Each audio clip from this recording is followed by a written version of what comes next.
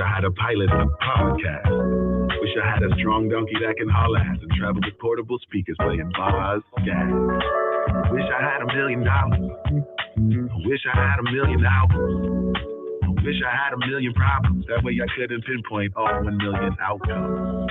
I wish I found a genie lamp. Hello, cats and kittens, and welcome to another very special episode of the DeBRIEF. I apologize for my hiatus last week. I was still readjusting, getting back into the swing of things post-vacation, but I am very eager to hear all of your thoughts and feelings about the last couple of episodes here at Bad Faith. Of course, last week I spoke to Katie Halper about the Red Wedding and the controversy over what obligations news and media figures who have personal relationships with each other have to disclose those relationships, not hang out with each other as a consequence of those relationships, etc. And of course, today's episode with Thomas Chatterton Williams, author, public intellectual, bête noire of much of left Twitter, about the debate that he had with Jamel Bowie, which is reflective of a bigger debate that's been happening on the internet about how the killing on the F train in New York now a couple of weeks ago is being characterized, and it continues to be characterized as there are new developments in the case, including the charging of the perpetrator, Daniel Penny. So I'm sure people have a lot of thoughts, feelings, and questions. This is a episode that's unique insofar as it is also being live streamed on YouTube. So if you are a typical listener of the DeBRIEF on Callin, you should know that you can also watch this episode by going to Bad Faith YouTube. Don't forget to like and subscribe, etc. And if you are watching on Bad Faith YouTube and you would like to participate by doing what the show is all about, which is calling in and asking questions and giving your thoughts, feelings, and beliefs about whatever is going on, including and also in addition to what we've talked about on recent episodes, you can do that over at the Callin app. The show is called The DeBRIEF, and I am happy to hear your questions. So let's see how this goes. Let's see who's in the queue. Neoliberal Tears, what's on your mind tonight? Oh my God, I'm first. I did not plan this. Hey guys. Actually, I should have crashed the party. What am I doing? How are you doing? How's your night? I'm doing well. I found myself with a little bit of extra time on my hands, so I might come to regret this, but I took the time to try to set my camera up in a different part of my apartment so I could recapture the comfort and casual atmosphere that we always have on these debriefs. And so it can feel a little bit different than Bad Faith, but I somehow feel like having the visual in addition to the audio is setting myself up for a world of trouble in terms of clippability and dragability on the internet, but we'll see how this goes. Okay, let's put it out there. If anybody out there, any troll out there who's thinking about clipping this, you'll be cursed, okay? We are prejudging you right now. You'll have horrible luck the rest of your life. Stop.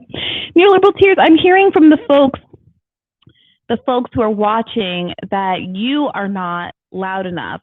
They're also saying that my audio isn't great, so let me just make sure that the settings are capturing all of the audio from the soundboard. It looks like it is. Oh, nope. Wait a minute. Okay.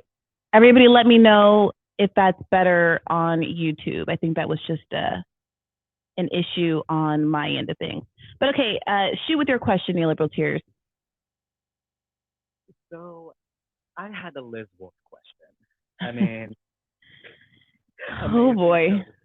I kind of almost appreciate her at this point because, if you saw the comments on your polling segment with RSK Jr., it was amazing. Everybody pointed out her the Coke connections to the Reason Foundation. So it's almost like she's making you look so good. How can I be against that? Guys are so messy. Look, for those of you who don't know what Neoliberal Tears is referring to, Robbie was out sick today, so we had a guest host, Liz Wolf, on Rising. Liz Wolf also writes at Reason and is also libertarian. But, people are different. And although she shares those qualities with Robbie, she had a number of different opinions that I think were pretty clearly going to be out of step with what the audience preferences are over at Rising.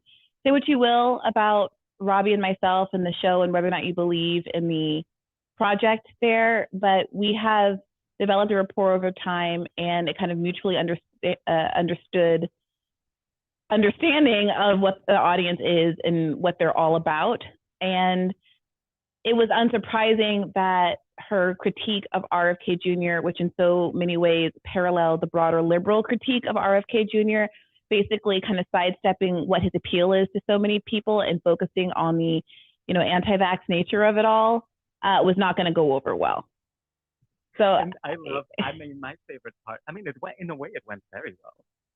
My favorite part was when she said, and he called to jail the Koch brothers, for promoting all of this anti-climate change stuff. And I was like, oh my God, Yeah, don't threaten me with a good time, Liz, you know what? How are you? What's your schedule like? This is great. Because I will just read my favorite comment? Sure. Okay, 403 likes. Finally, I agree with Bree. Good job on pushing back on the talking points. And then another one, Liz should disclose that her employer is funded by Coke, but that would require credibility. 500 likes. But if I could ask you, steal another question from you. Yeah, please. I feel like she didn't touch on what you tried to get the clip was so good. It was about RFK Jr., for those who didn't see it. I'll put the link in the chat, and also shame on him. He talked about the superdelegate mechanism and how he believes that 100% of them would go for Biden. And I appreciated the honesty, but also what are we doing here? So, well, how do you answer that question? Because that gets to the heart. The "what are we doing here" piece of it gets to the heart of, I think, a lot of why people have been divided on the how much to invest in the Democratic primary or the election, generally speaking, question. Because I think there is a broad acknowledgement and agreement by everyone, including RFK Jr. himself, who was running in the race and obviously sees it as a worthwhile project, despite being very, very well aware of this. There's this awareness that the system is rigged. The Democratic Party is going to do what it's going to do, including shutting down primaries, perhaps weaponizing superdelegates, all of those kinds of things to prevent him from being president. So I think what frustrates me when we're having this electoralism conversation is that people say things like, well, but don't you know? Don't you know that's rigged? And don't you know? It's like, yes, ma'am. I worked for the Bernie 2020 campaign. I was there. We all know. The question is why it is that some people feel like it's still a worthwhile project and some people don't. Here's what I thank you for asking me. Oh my God, I've been dying to tell you. So I think, and I've been saying this for a while, I think it's good that Marianne is having some competition. I think everyone can agree on that. So the idea of participate in the Democratic Party or not, that in general, it's a very good thing. Look at us. We're all talking about the CIA and his uncle and his dad. It's great for the discourse. No one can say it's not. So I'm glad she's having competition, especially with her anti-war, with her positions on war and Ukraine and all that stuff. I think it's good. It's putting it out there in the light, and I think everyone agrees. But RFK is also showing a willingness to go against established orthodoxy in a way that's very courageous, and does put I think on the messaging he has me. I'm totally sold. I know I'm embarrassed. I thought I'd never vote for a Democrat again. I'm ashamed. But so I feel like with Marianne we weren't quite there, but I feel like the question for me is now that we are, and okay, his messaging on Ukraine, his podcast, by the way, with Max Blumenthal was amazing. He knows more about Ukraine. He couldn't stop talking about it. He's like that old uncle that won't shut up. I haven't seen that yet. I'll have to take a look. But my question is now, okay, so but if it's all pre-written, if the ending is pre-written from the start, it's actually it is I do want to know what the plan is, because it's otherwise you're asking people to donate to you knowing it's rigged from the beginning. And I think that if you told let's put an alternative universe, because we're not talking about Bernie being cheated twice. Let's say Trump was cheated twice by the RNC. Do we think those voters would be the strategists would just come back to them and say all right, we know we cheated you twice, but listen, don't don't just do it again. Like, okay, canvas for us, because don't you want to change the discourse? Don't you want to shift the Overton window? No, the Republican voters would be like, screw this way. Wait a minute. I don't think that's quite the right analogy. It's not that the RNC is saying come and do this again. It's that Trump would say come and do this again. And I think that many people did believe that the system was rigged against Trump in 2016, that he won despite the system being rigged, and that if anybody could figure out how to beat Trump, they would be desperately trying to rig the system against him now, but no one can quite hack how to beat Trump in a primary, even come close to touching him in a primary. So the question isn't whether or not we should have confidence in the Democratic Party.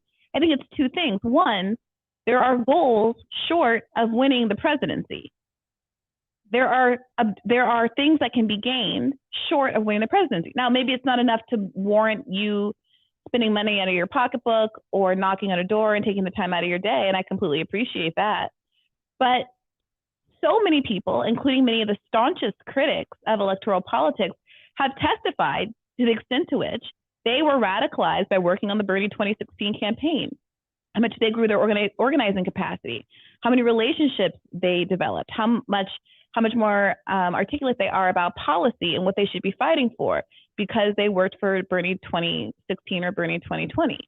So, if that's not you and you don't see any benefit in these people running, hey, I certainly have no interest in arguing with anybody about it. Don't support them. Don't vote for them.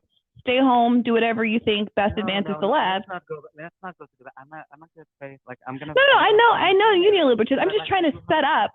I'm just trying. But let's say he's going to endorse Biden in the end, and it's just going to be like all just like a big, like, I do question that. Like, I do want, because at the end of the day, we want, if I want to vote for a candidate, I want them to win.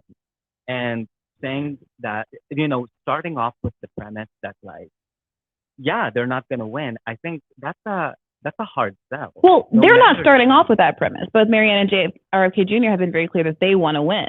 But from a voter's perspective, you can't have it both ways. People who are interested in electoral politics are being told on one hand, if you think they can win, you're an idiot and a mark. And then if you say, well, I don't think that they're likely to win, but I think there's other value, then it's like, well, you shouldn't back a candidate if you don't think they can win. Like, come on. Like, either you're calling people naive or not.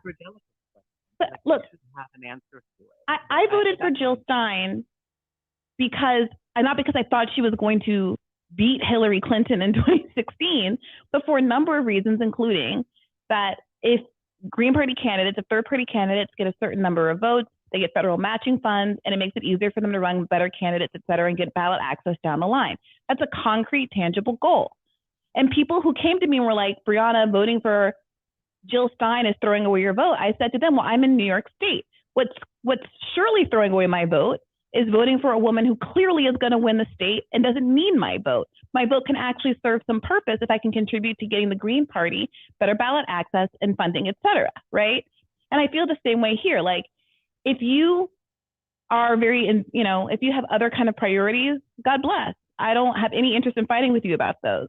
But there are very clearly reasons to support a candidate to put pressure on the Democratic Party, to expose the extent to which they're rigging the race, to pressure them to allow primaries, to make the public aware of how corrupt the Democratic Party is and the refusal to have primaries, even as RFK Jr. and Marianne get a bigger and bigger slice of the voting share. And to me, those are all worthwhile objectives, even if it's never possible because of superdelegates or any other reason that any of them are actually going to cede to the presidency.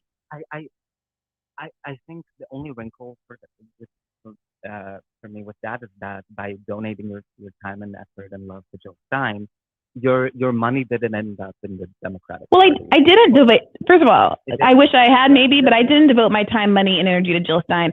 I walked down to PS whatever on 7th Avenue and I cast my vote, and then I went home. It didn't end up in the Democratic Party. What I'm trying to explain is that, like, if we all agree that the Democratic Party rigs primaries, like, there's something perverse about the idea that, like, they can use, like, Bernie and say, like, all right, we'll let them get as close as they can, and we're going to pull the rug from under them when when we decide, basically. And then at the end of the day, we all come together and, like, vote for the worst people alive. Like there's something a little like I think voting for the Green Party is more of a statement of like, um, you don't end up in the DNC at the end Right. of The day. You don't neoliberal end up on the tears, texting list. there's I no, see the text from Hakeem Jeffries because like because because I donated to the Bernie campaign. right. Like we So don't end up I don't know how in many, guys, I don't know how many ways I can say this. Then don't donate. Like, please, Lord Jesus, don't donate. I'm not forcing you to donate. Nobody's asking you to donate. If your concern is being on an Act Blue list or whatever, don't donate. I hope that deads that forever. We never have to talk about that again. Don't donate. Don't donate. Okay? That's what your hiccup is. Don't donate. And secondly, wait a minute. Secondly, in a primary, in a Democratic primary, there's no Green Party candidate. There's no third party candidate. You have the privilege, you have the right in America to vote in the Democratic primary. You can register as a Democrat and vote, and in some other states there's open primaries, so even if you're not a registered Democrat, you can vote, right? So you have the option to organize for your third party candidate, draft a third party candidate, draft alternative Democratic Party candidates, whatever track you want. I hope people do all of those things. And if there's some effort underway that I should be aware of, please let me know, and I would love to platform it and support it. But right now, talking about what the stakes are right now, what the players are on the field right now, the options are, in the context of a Democratic Party, to ignore it, which is your right. Ooh, I'm not forcing anybody to do anything. It's completely your right. But don't be mad at me, because there are options that other people are going to avail themselves of. Just do what floats your boat. However, some people are going to say, well, it's literally no skin off my back. It takes away from no third parties, any other organizing efforts, and it does not endorse anybody in the general election. For me to throw a monkey wrench in the Democratic Party's machinery and vote for one of these oppositional candidates, the Democratic Party, obviously is so threatened by that they won't even let them have a debate or acknowledge them in the mainstream media. That's it. Again, I think that because the Democratic Party is unique and they have superdelegates to begin with, it's a question that RK Jr. and Marianne should come up with good answers with, because I think people want to invest in something that's shot. And we have, because the left has been so deceived by the DNC, I feel like it's worth asking, okay, what's the strategy? I feel like, and maybe he does have a strategy. I'd love to know. We're probably going to see him on writing soon. That's going to be amazing. But like, something about Dennis Kucinich is his campaign manager now. They said something about John Kiriakou was on Katie's show, and he said something about they're focusing on, in particular, 5 primary states that they think they might have a shot in. Maybe there's a way to leverage that into an independent run. Who knows? Marianne or RFK. I wanna, if I'm gonna invest my hopes and dreams, but like, I wanna see something. I think people are genuinely enthused at this point. I don't think we expected to see someone at 20%. You were pointing out it's something a Republican candidate would kill for. Like, yes. These kind of numbers. Yes. It's not. None of us thought we would be here. And and like I said, I think it's good that Marianne has some competition for her about her, I think it's great, right? Like, now she has to feel some pressure about changing her foreign policy views potentially. It's good. If neoliberal tears, if feeling like you're not going to be able to win is dispositive for you and not supporting a candidate. Look how I'm sound excited. Okay, but Neil, for the royal you, okay, you're obviously advocating an opinion that you believe somebody has. If you don't think anybody has this opinion, then it's a little bit of a waste of time, right? So obviously you think that some people feel this way. If that's the way that some people feel, then I hate to break it to you, but that's also an argument that people use to not support third-party candidates and not support the Green Party, which I think is bupkis and ridiculous and really counterproductive. So I'm sorry, I get frustrated because I just now for years have been seeing a rotating bucket of excuses that people wield to explain inaction all over the place. And I'm not sitting here saying that, well, if you don't vote for in the Democratic Party, that means you're not doing anything at all and you're up to no good and your time is being wasted and your use. I'm not saying that at all. But I am saying when there are multiple courses of action that are not mutually exclusive to each other, and some people are excited about taking a shot at one of those options, and everybody else is trying to talk them out of it, why not just let many flowers bloom? If you want to make your whole personality don't vote in the Democratic primary, I do not support that. If you personally don't want to vote in the Democratic primary, that's fine. But I think it would be wrong of me to be running around saying, there's no path forward except for voting in the Democratic primary. And if you're trying to recruit a Green Party candidate or third party candidate, if you're trying to organize and do mutual aid, then you're wasting everybody's time. Like, it would be so messed up for me to say that. I'm so glad people are doing those things. And I similarly think it's weird for so many leftists to be making their whole personality, I don't want to participate in a primary. The general election argument, I think, is strong. Don't sheep-herd people into the Democratic Party. Don't tell people to vote for Democrats. I tweet every day in a very high-profile way, in a way that has gotten me banned from any mainstream media job in this city, that you should not vote for Joe Biden. On vanity. Okay? You know? You couldn't have done more. I'm the queen of saying don't vote for Joe Biden. So don't come for me over that. No, I absolutely, I didn't. Just want to point out. Yeah, no, you for sure haven't. Love you, though. No, I'm just saying I want it to be possible for someone that I'm excited about. So that's sure what it comes down to. I also, I mean, can I throw a wrinkle in your thinking? You know, there are 24 states, just so people understand the states. There are 24 states that are closed primary, like New York, and like you said, you would have to register Democrat to vote in that primary, but in the general election, you can vote Green. So I'm just laying it out there so people can genuinely understand the choices. So even though you vote in the Democratic primary in New York, sold your soul, whatever, you can still vote Green in the general. So that's clear, right? Yeah. But just the fact that you have to register Democrat in a closed primary state means you can't register Green, essentially, right? Yeah. And then that means that the Greens wouldn't have numbers to stay on the voter rolls or whatever. In my state, in the Midwest, I don't want to say which one because I know there are trolls out there. Like, you know, the Green Party was taken off the ballot because, you know, there weren't enough people registered. So there is a benefit to the Democratic Party by having people vote in their primary. Fair enough. So I'm just, but again, like, I'm probably gonna vote in the Democratic primary, and I would vote for RFK Jr. over Marianne. Yeah. So that's where I'm at. But thank you for helping us think through all of it. Yeah, of course. What would a episode of Colin be without this particular subject surfacing? Thank you, neoliberal. It's always great to hear from you. Love you, girl. Talk to you later. All right, keep the bait. Oh, shoot. I called on Jonathan, which I meant to skip around for those of you who are new here. I usually call someone from the front and then someone from a random place in the queue. Jonathan, you got lucky. You got up here a little earlier than usual. I was just about to be, you forgot to skip to the back of the line first. All right, what's on your mind?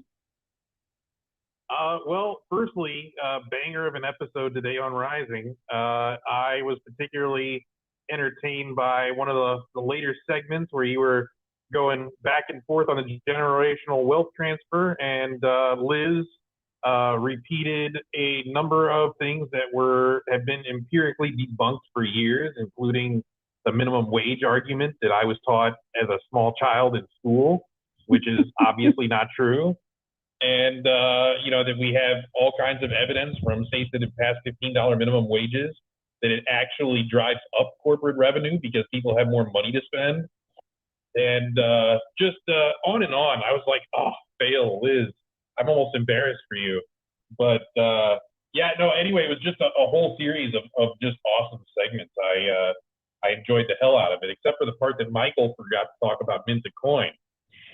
Yeah, I part of why you saw me tweet yesterday, like, who are the best MMTers to come on and talk about the debt ceiling, because it is just too much in the context of a 7-minute segment, an 8-minute segment, to try to both discuss the kind of newsy reality of what's going on with the debt ceiling and the negotiations, and also convince an audience of what MMT is and that it's a real thing. Or what mint the coin is, or any of these kinds of, or even the 14th Amendment argument, to be honest. So I'm trying to find someone who can more regularly weigh in on those segments, so it doesn't seem like I just brought in some kooky leftist to say what I happen to agree with and what is very convenient to my philosophy. And I obviously love Stephanie Kelton, but she's a busy woman who everybody wants to talk to every single day about all of these things, and it's not someone I can have kind of on speed dial to come on Rising once a week. And I also want to have someone else come on the show to talk about MMT specifically in this context, so I just am personally better able to do it on Rising. So I'm working on it. But until then, sometimes I feel like it's not even worth broaching the subject, because if I can't really handle it well, and if there's not enough space and time to get into it, it just is going to come off as, oh, there goes Brianna being a socialist again and not knowing how money works. Have you picked one yet? No. Well, I'm in some DM discussions, working on it. Yeah, because you could even have a rotating cast if you wanted to. But I promise you, with this particular issue, this is way simpler than the other stuff. Once you hear it explained, once you get the hold of it, it's a lot easier to convey than the 14th Amendment. That's for sure. Just because, at the end of the day, one of those things that people don't understand that they probably should, and that there probably should be somebody explaining, is that money doesn't go out from the U.S. government unless Congress approves it. So you could have $2 quadrillion in the bank, in the Federal Reserve Bank, and still only what's appropriated by Congress's budget ever goes out the door. So the point of the mint the coin is basically to deposit that revenue in the Fed bank account, so that the government's checks clear. That's what this is all about. This is, Michael was right about that part. The bonds was never about, borrowing more money or putting more money in the economy or causing inflation or anything like that. It's just about the money that Congress already appropriated and approved going out the door the way it's supposed to constitutionally. And that's what the Republicans are holding hostage. And, you could say invoke the 14th Amendment, have a lawsuit, all that other stuff, but that's a process that takes time and isn't going to work for this fiscal year. And if you want to stop something catastrophic in the machinery of government, you got to do something. And this is a perfectly viable solution that won't hurt, that has zero downside, and there's zero reason not to do it, other than some people, like the Treasury Secretary, think it's silly. Yeah. No, I hear you, and I'm working on it.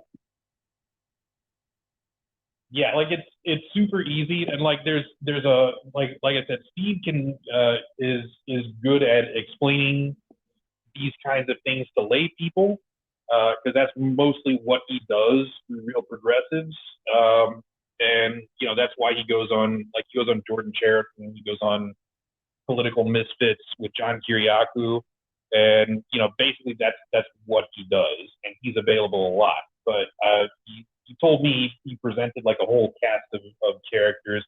Some are better than others for that sort of thing, but it's worth mentioning Randy Ray was Stephanie Kelton's old professor, and Fadl Kaboobs at UMKC, and one of the original gangsters of MMT. He does have kind of a little bit of a soporific speaking style, and he also is kind of like Stephanie in the sense that he hedges on any political questions. But he's really good, and we've done RP Lives with him. He's good at interacting directly. He's good on his feet. No, I appreciate that, and I appreciate you connecting us, and so he could give me that list. I don't want to do too much episode planning here while on the show, but I really do appreciate all of the suggestions that you've given, and trust that I'm on it. I'm trying to book someone now. Oh, I do. I'm I could not be more thrilled by seeing that whole post and that whole conversation. I'm like, oh, finally somebody's gonna do it.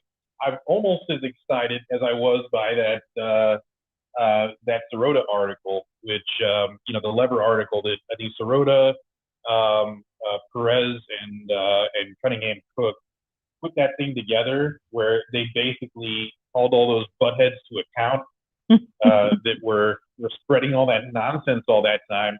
And I particularly appreciated the Isabella Weber reference, because that woman took a lot of shit for a long time just for telling people what, frankly, once you listen to her you're like, that's kind of obvious. Like, why isn't anybody else talking about that? Well, she brought the receipts in January, and I'm just glad she's getting credit for it now.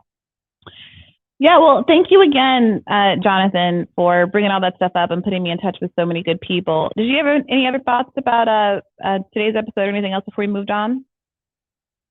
Just that, maybe like I love it when you and Katie team up, and I thought that episode was really good, especially the conversations about, I love the reactions to Simone Sanders, because honestly, you can't throw enough shade at Simone Sanders at this point. Yeah, it was interesting. Sorry, go ahead. I didn't mean to cut you off. I was just going to say, I love the collaboration between you two. Yeah, I always enjoyed talking to Katie. It was interesting because a lot of folks were talking about a different Simone Sanders clip that we also discussed in the episode, but I didn't see anyone talking about the Torre interview with Simone, which I thought was more interesting and more revealing. So folks who haven't listened to that full episode, obviously the spicy bit that everyone wanted to weigh in on about Krystal and Kyle's wedding was up on Bad Faith YouTube, but for most of the episode, we talk about other things, including the status of the Bernie movement and what's going on with some of these folks like Simone Sanders, and how Democrats are justifying not having a competitive primary. So you can find that obviously over at patreon.com/badfaithpodcast, et cetera, et cetera. And thanks as always for listening and for all of your very, very sage wisdom, Jonathan. Glad you took my call. And have a good rest of the day, and I'll be listening. All right, thank you. Keep the faith. You too. All right, now we're going to hop around the queue twice because I should have done that before. Sylvester, what's on your mind tonight?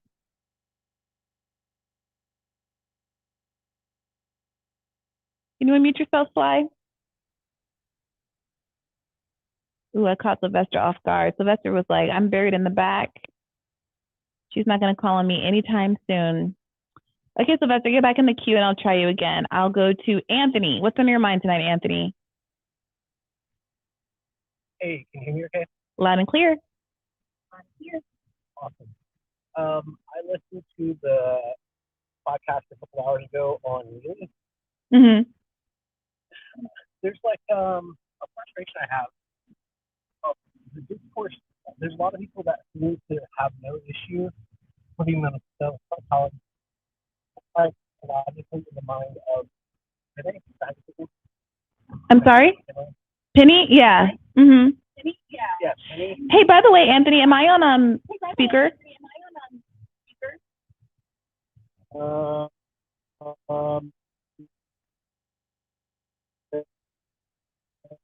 Ooh, now you're super glitchy. If I'm on speaker or Bluetooth, I think we'll have a better connection if you just hold me up to your ear and do like a regular call. Can you hear me at all? I can hear you much better now. Although I can still hear myself from like 30 seconds ago talking in the background. Why do I still hear myself on like a 10-second delay? Oh, you're probably listening to the YouTube. Yeah, turn off the YouTube or mute the YouTube. Can I hang up and come back in? No, I think you're fine. Can you just mute the YouTube that's playing in the background? I think it's like I went out of signal for a little bit. Okay. Go then and come back. Catching up. Can I get back in the line? Sure. Sure. Okay. All right. In the meantime, Maria, what's on your mind?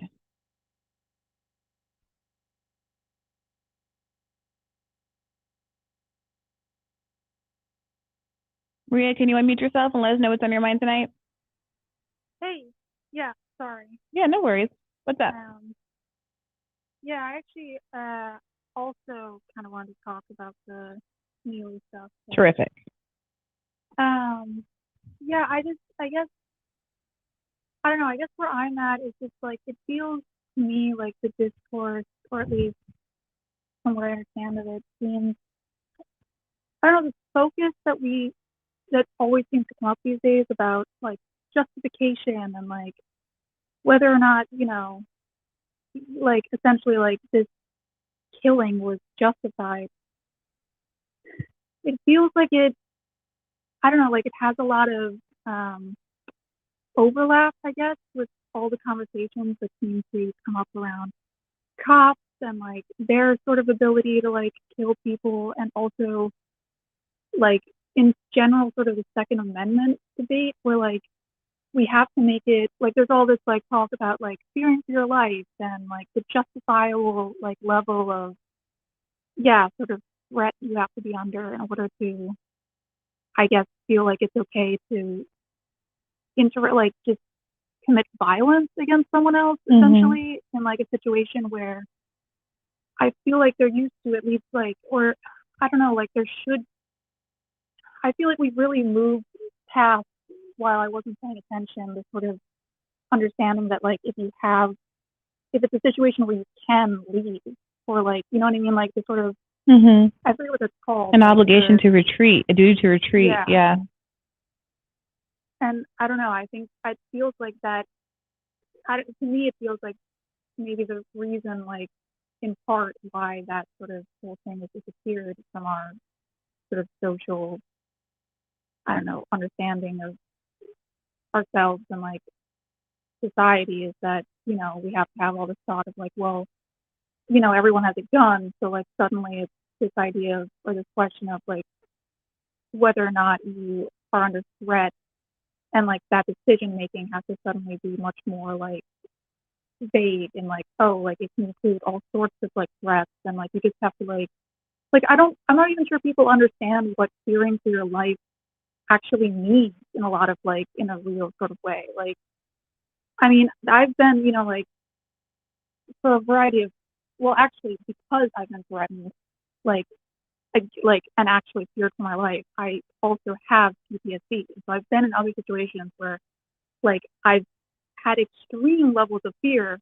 but still, like, not, you know, it's not at all been at that same level, even if my body was reacting that way, because I knew that, like, it was still a situation that I could reasonably leave and, like, take myself out of, and not, like, you know, and I don't know, I don't know. I don't understand. Yeah, I mean, so I think that part of what is frustrating to me about this conversation, and it came up also with Thomas Chatterton Williams, is that there is this line that keeps getting said where it's like, you're telling me that people can't defend themselves. You're telling me that people should do nothing in the face of imminent threat, and that they have to be physically touched before they can do anything to protect themselves. And it's like, no, you can get up and walk away. You can leave the train car. You know, Penny rather, could have put his body between Neely and whoever was being threatened. He could have issued a verbal warning. You know, and as after doing any of those things, it might have been the case that Neely then engaged physically with Penny, but we'll never know. That's pure conjecture. All we know is that Neely didn't touch anybody that day on the train car, and that Penny immediately went not to saying, hey man, back off, or getting between him and whoever was feeling threatened or victimized, but to grabbing him from behind, which is a move that I think that's a move that minimizes risk to Penny, maximizing risk to Neely, and is not something that someone would do. It is not the most heroic action that I can imagine, because it's basically saying I'm willing to sacrifice nothing of myself to be a hero if I can put someone immediately in a defensive position that's also potentially life-threatening to them. And again, it also could have been the case that Penny could have intervened and even done the chokehold in a way that was not life-threatening. But that's not what his choice was. That's not what he did. Intentionally or unintentionally, he used excessive force and he killed somebody. And so the narrative shouldn't be, well, isn't somebody allowed to do X, Y, and Z? The point is that X, Y, and Z weren't done. Someone jumped to the ultimate intervention. And that's what he will likely have to pay for. That's what he's been charged for doing. So this whole, well, shouldn't people be allowed to act? Shouldn't people be allowed to protect themselves? You're telling me I just have to sit here and take it? No, that's a straw man. But you also cannot kill someone preemptively when they truly have not even gotten to the point of touching you. Yeah, no, I mean, the reaction of like, well, he shouldn't even, like, of it being there being some sort of controversy over whether or not he should get charged when, like, obviously he should. I mean, whether or not he's, like, spends however long in jail should obviously be up. But, like, you imagine living in a society where you can, kill act with, like, excessive force in that type of way against someone else who has not yet, like, committed an act of violence against another, like, person seems just insane to somehow. Like, how could you want to live, or, like, how could you imagine that type of society functioning where people can just take that sort of action into their own hands under sort of whatever justification? Yeah.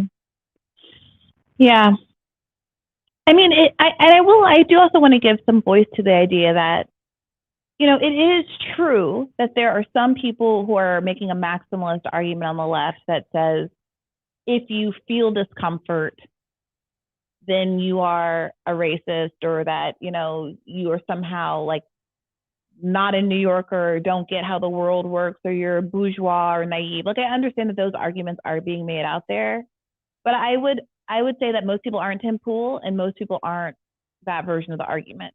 Most people, to your point, actually, Maria, have felt discomfort, have felt fear, have been threatened, might have actually been assaulted, all of these kinds of things, and don't want that to happen, and don't want that to be the way the world is. We have different ideas for what kind of interventions should prevent that from happening, ones that are compassionate and are as invested in the welfare of the people who are in mental health crises or in poverty as we are for our own personal safety, if not more. But I do think it opens up the left to criticism when it acts as though, like, being afraid on the subway is a badge of honor and no one should care. Like, no, everyone should feel safe in the subway. Also, everyone should be housed. Also, everyone should be able to get mental health treatment, all those things. So I want to create room for acknowledging that as well, because I know that's been a sticking point. It came up with Thomas, and it's been a sticking point elsewhere. Yeah, no, I mean, that's I think what's so, like, I guess also frustrating about the discourse a bit is that I feel like we should all sort of agree on the fact that, like, public transit in most, like, U.S. cities kind of just sucks, and it should be much better, and it's free, but you should feel safe. It should be efficient. It should work. It should be, like, a pleasant experience. And the fact that it's not is not like, I mean, I sort of sympathize with the fact of, like, I grew up in Chicago, taking the Red Line, and, like, now sort of living in Sweden with, like, very, like, I see, like, the point of, like, it's an extremely different experience. Yeah. But, like, I don't know, that shouldn't negate the question, or, like, the reality of the fact that, like, you also should not, like, that this case doesn't, while that sort of plays into it, that is not, like, really the sort of main issue at play in this, like, situation, but whether or not, like, Penny should be charged with, like, manslaughter or whatever. Yeah, is our imagination so narrow that we can't, like, are people really saying they can't imagine a constructive intervention short of Neely being killed? Well, of course they can. And they'll, if you press them, they'll all say, well, yeah, no, he shouldn't have been killed. Oh, that's a shame. That's an accident. But no, there's a difference between, like, I saw someone saying in the comment section somewhere, like, well, what if I'm attacked and I, kick out to defend myself, and I happen just to hit someone and their head goes into a corner and they happen to die? Should I be charged with manslaughter?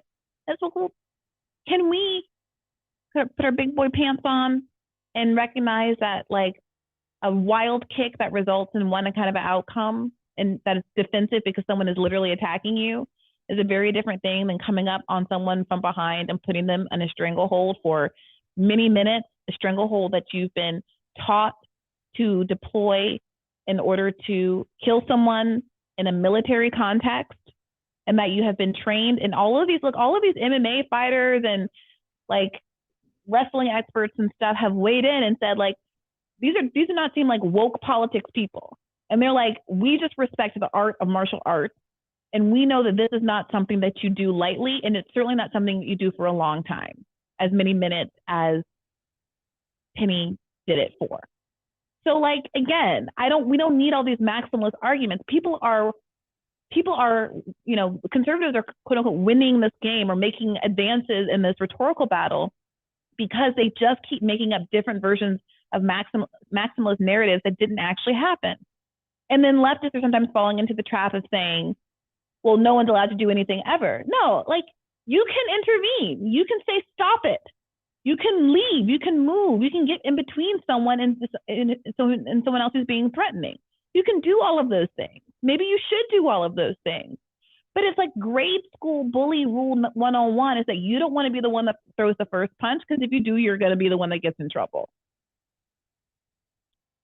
Yeah. Yeah, no, and I think it really sort of reveals, like, I feel like part of the reason also why everything is so partly, like, odd about the whole, discourse is that there's so much just,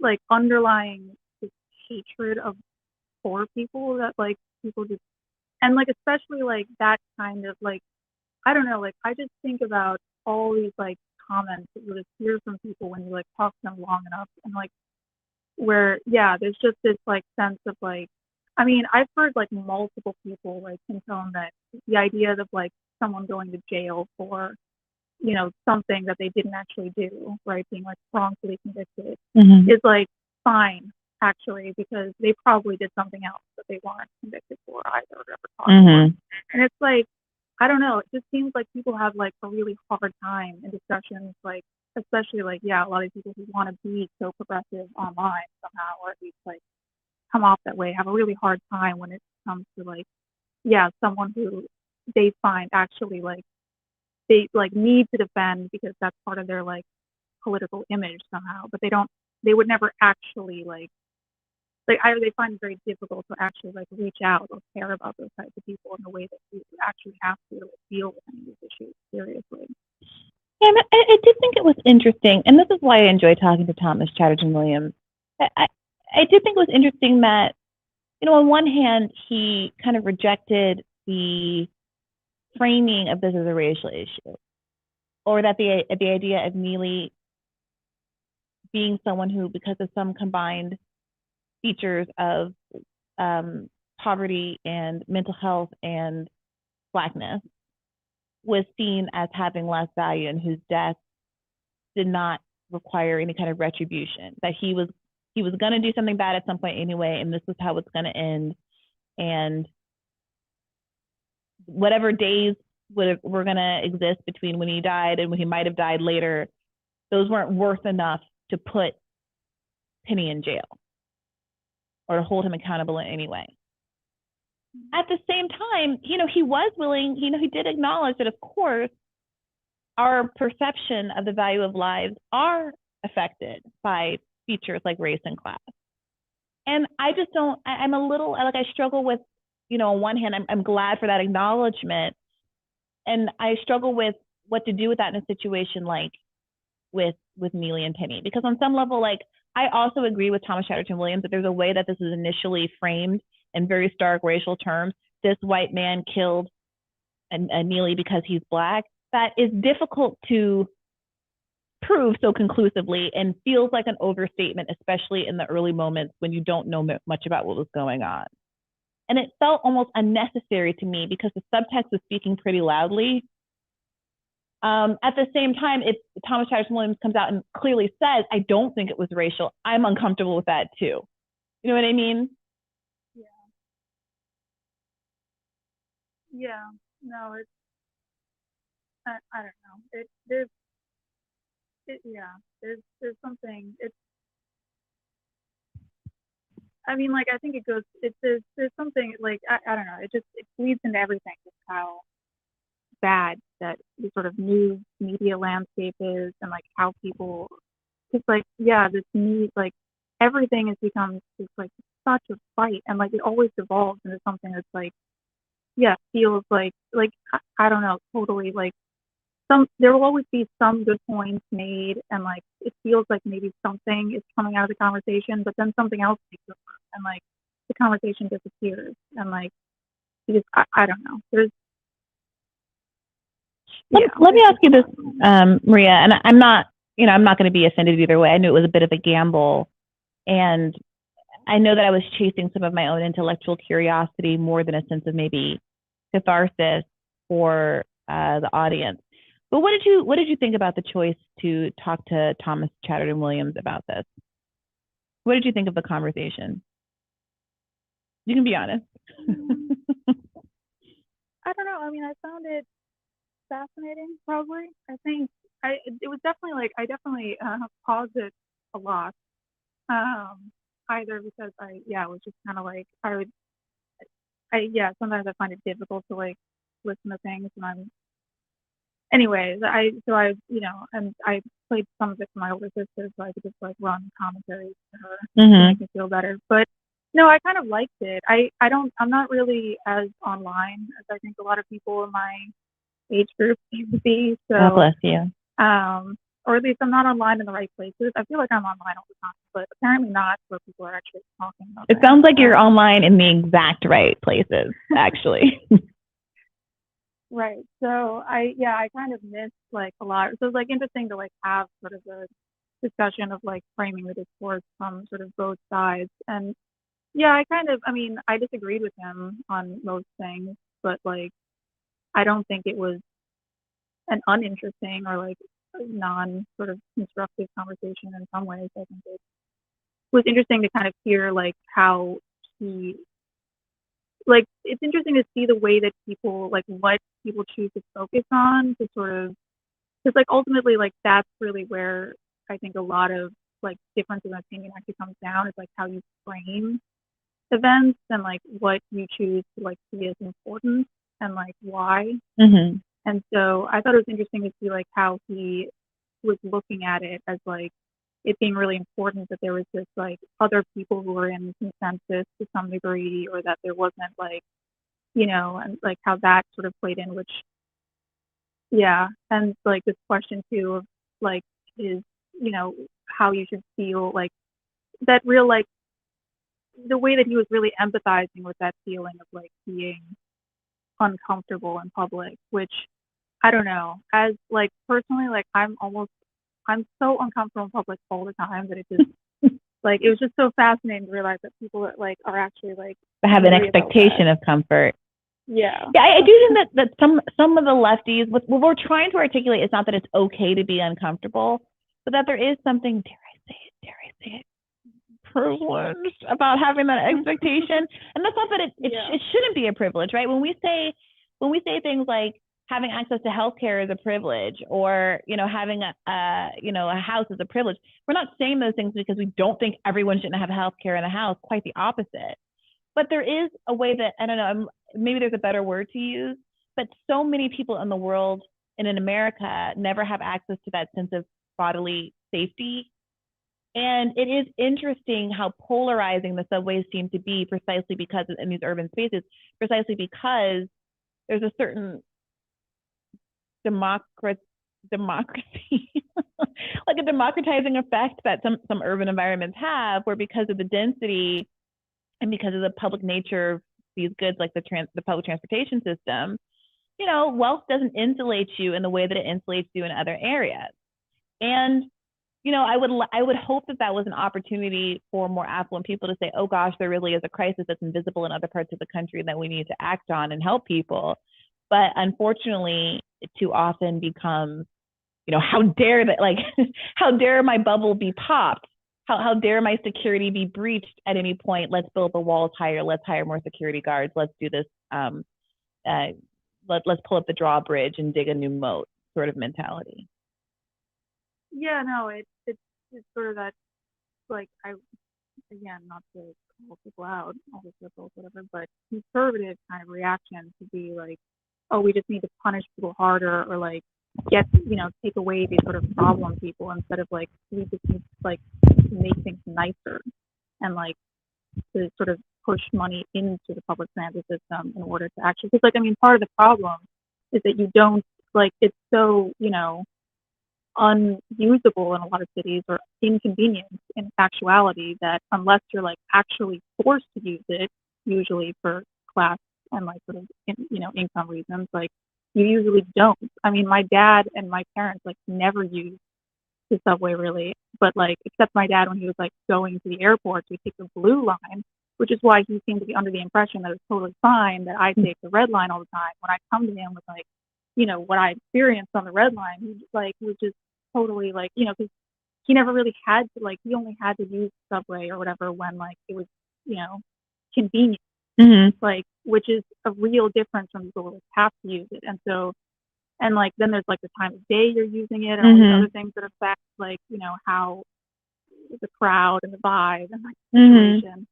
So it just, yeah, I think there's just this like this, yeah, real ability to like not pay, and then to be like, well, they need like there's like, and again, like for everything other than like security apparently and like any kind of police or FBI or whatever, like if something's doing badly, like you just have to take money away from it, which like, you know, give it even less funding because it's not doing, you know, not living up to like these ridiculous expectations when like no one wants to cut off, you know, cars and like the ability for the highways to run so there's nowhere for the trains to go. Like, right.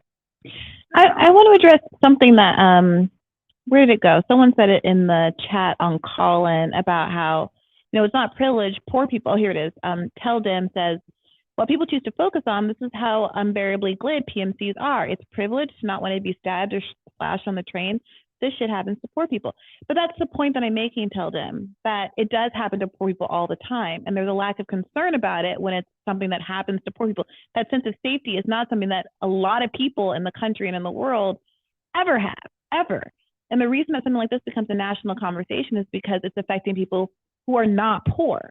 And what the argument is that sense of safety that rich people should have, that rich people or more affluent people have, should extend to everybody and not just be a polarizing topic of national conversation in one of the situations where poor and rich meet on a subway platform or on a subway car. You know?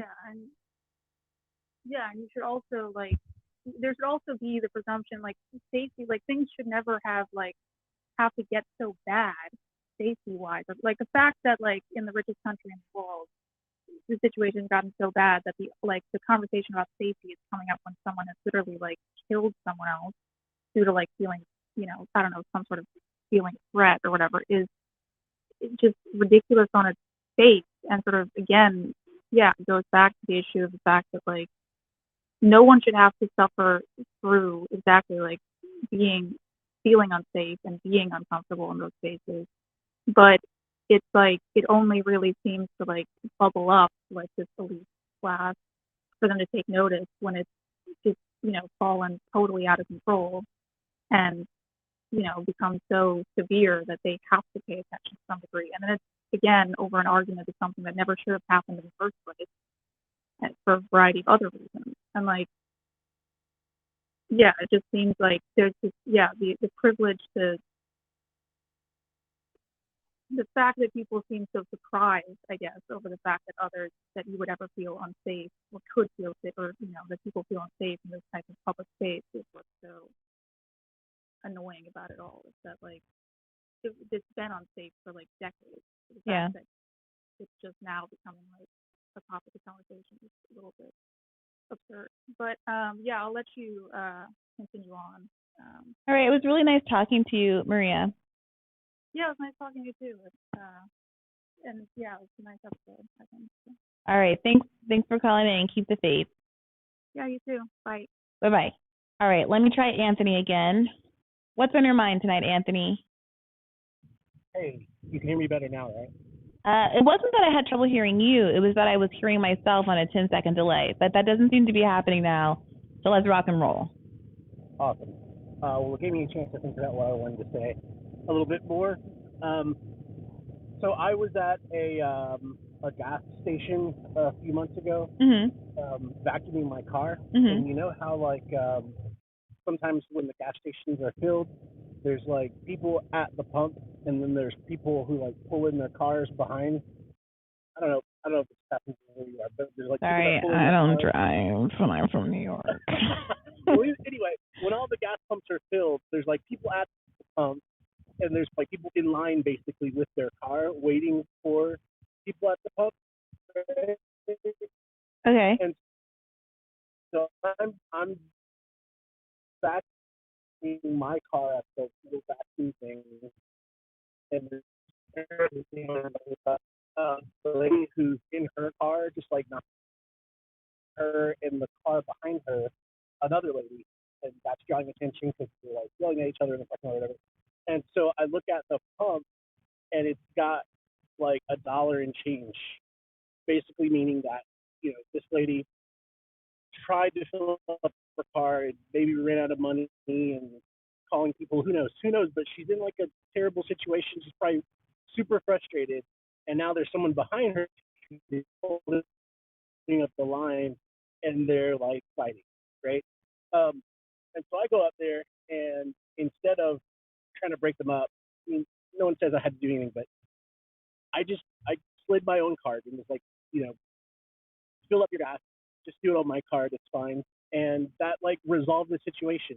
And it's because I could see that like, although there's this situation happening, you can put yourself in the shoes of all the people that are uncomfortable and frustrated by it, but you can also put your shoes yourself in the shoes of the person that's causing the disruption and think like, why are they in this situation? And I can't help but think like, in this Neely situation, I mean, what if someone offered this dude like whatever snack they had in their bag and some change? Like, why does it have to be we violently stop him or we get in his way or we like? I just don't understand why the instinct for people is to like fight tension with more tension or aggression with more aggression. Like, I don't understand why it's so hard to put ourselves in the shoes, even though maybe he has some psychological issues or something. Like, the guy had trauma.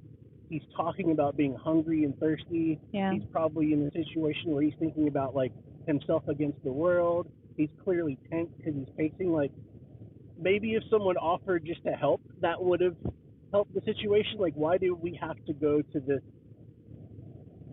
instinct to just push against someone who is in that situation versus just trying to help?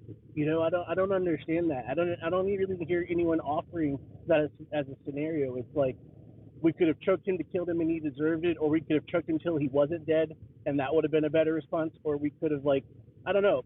There doesn't seem to be anyone offering like what else other than that kind of confrontation could have happened. Yeah, I mean, so one, I do think that to steel man this a bit, we have to be honest about the fact that this isn't exactly a scenario where the system failed him per se. I mean, he was a tough case. You know, he had been arrested and given what was it like, you know, alternatives to jail time by doing these kind of rehabilitative programs, and then he hadn't checked in when he was supposed to check in, and there was a warrant out consequently, and you know, there were layers of the social safety net that had been kind of slid under him and that he, for various reasons, had evaded. I won't even say slip through, because I don't think it was necessarily even a policy failure. It was, you know, he was difficult. He was someone with significant mental health issues, schizophrenia, right? And you know, it's a difficult situation. And so, you know, it's not entirely clear. I don't want to be so glib as to say, well, if someone had offered him a kind bar that day, someone had pulled a Cliff Bar out of their briefcase, then none of this would have happened, because much more substantive interventions had been kind of offered up, and it wasn't quite doing the trick. I do think that there's something particularly haunting, and I think many of us can be honest about being in this situation, when you're faced with someone with extreme need, someone who, you know, has their clothes falling off and has defecated themselves in the subway, and all of the things that you see when you live in an urban city, and or like the women with the baby and they're crying and they're saying, I want to feed my baby, and it's these like situations where the Kitty Genovese effect has everybody sitting there commuting, watching this display of need, and it's like, well, do you have something that you can give somebody, whether it's money or food, on your person? How many of us get up off the train and say, come with me, and we're going to get up at the next stop and get some food and then arrange lodging and get our cell phones out and start calling social workers? I mean, let's be honest with ourselves, few to none of us actually do anything of the sort. And so I think that that's part of what some of the conservative pushback is, that the rhetoric of, well, if someone had just gotten him a kind bar, is pushing up against the reality that most of us don't intervene anywhere near what the level of need is when we encounter it in the subway in those kinds of ways. And what does it do to us as a society to be exposed to that level of need? It's I think it hurts us. I think it hurts our ability to be ethical and to live and have a sense of community and value each other's lives when we are in situations all the time when we're obviously demonstrating that we don't value each other's lives because we're allowing people to moan and cry and wail and make demands like the ones Neely was making on the train and ignore them. Like, I'm just trying to be honest about it. It's horrible. And we all we live like that. Everyone who lives in a big city lives like that. And it takes a toll on all of our ethics and our senses of self and personhood. And obviously, it's the people who are suffering primarily. But, there's like this collective psychic effect that is horrific. And even if you don't care about homeless people, to live in a city, like, it's like, I think that's destructive societal effect for us to be, we become like monstrous in that situation in our inaction. I think it's fair. I live in a city and I live in the city. And I encounter homeless people all the time. And most of the time I don't do anything, mainly because I don't keep cash because, it's modern era, I keep a card. Yeah. If I was in that gas station situation and the only way to bail her out would have been cash, then I probably would have done anything and they would have continued to fight. Like, I think all that's there. What frustrates me is that as people are game theorying these scenarios out, I rarely hear any imagination on positive interventions or de-escalation options, but I hear a lot of like theorying on other physical interactions. Like, I understand if no one does anything, like most of the time we don't do anything, right? I totally get that. I'm not saying anyone on that train was obligated to do anything. I know some people have said that, but I'm not.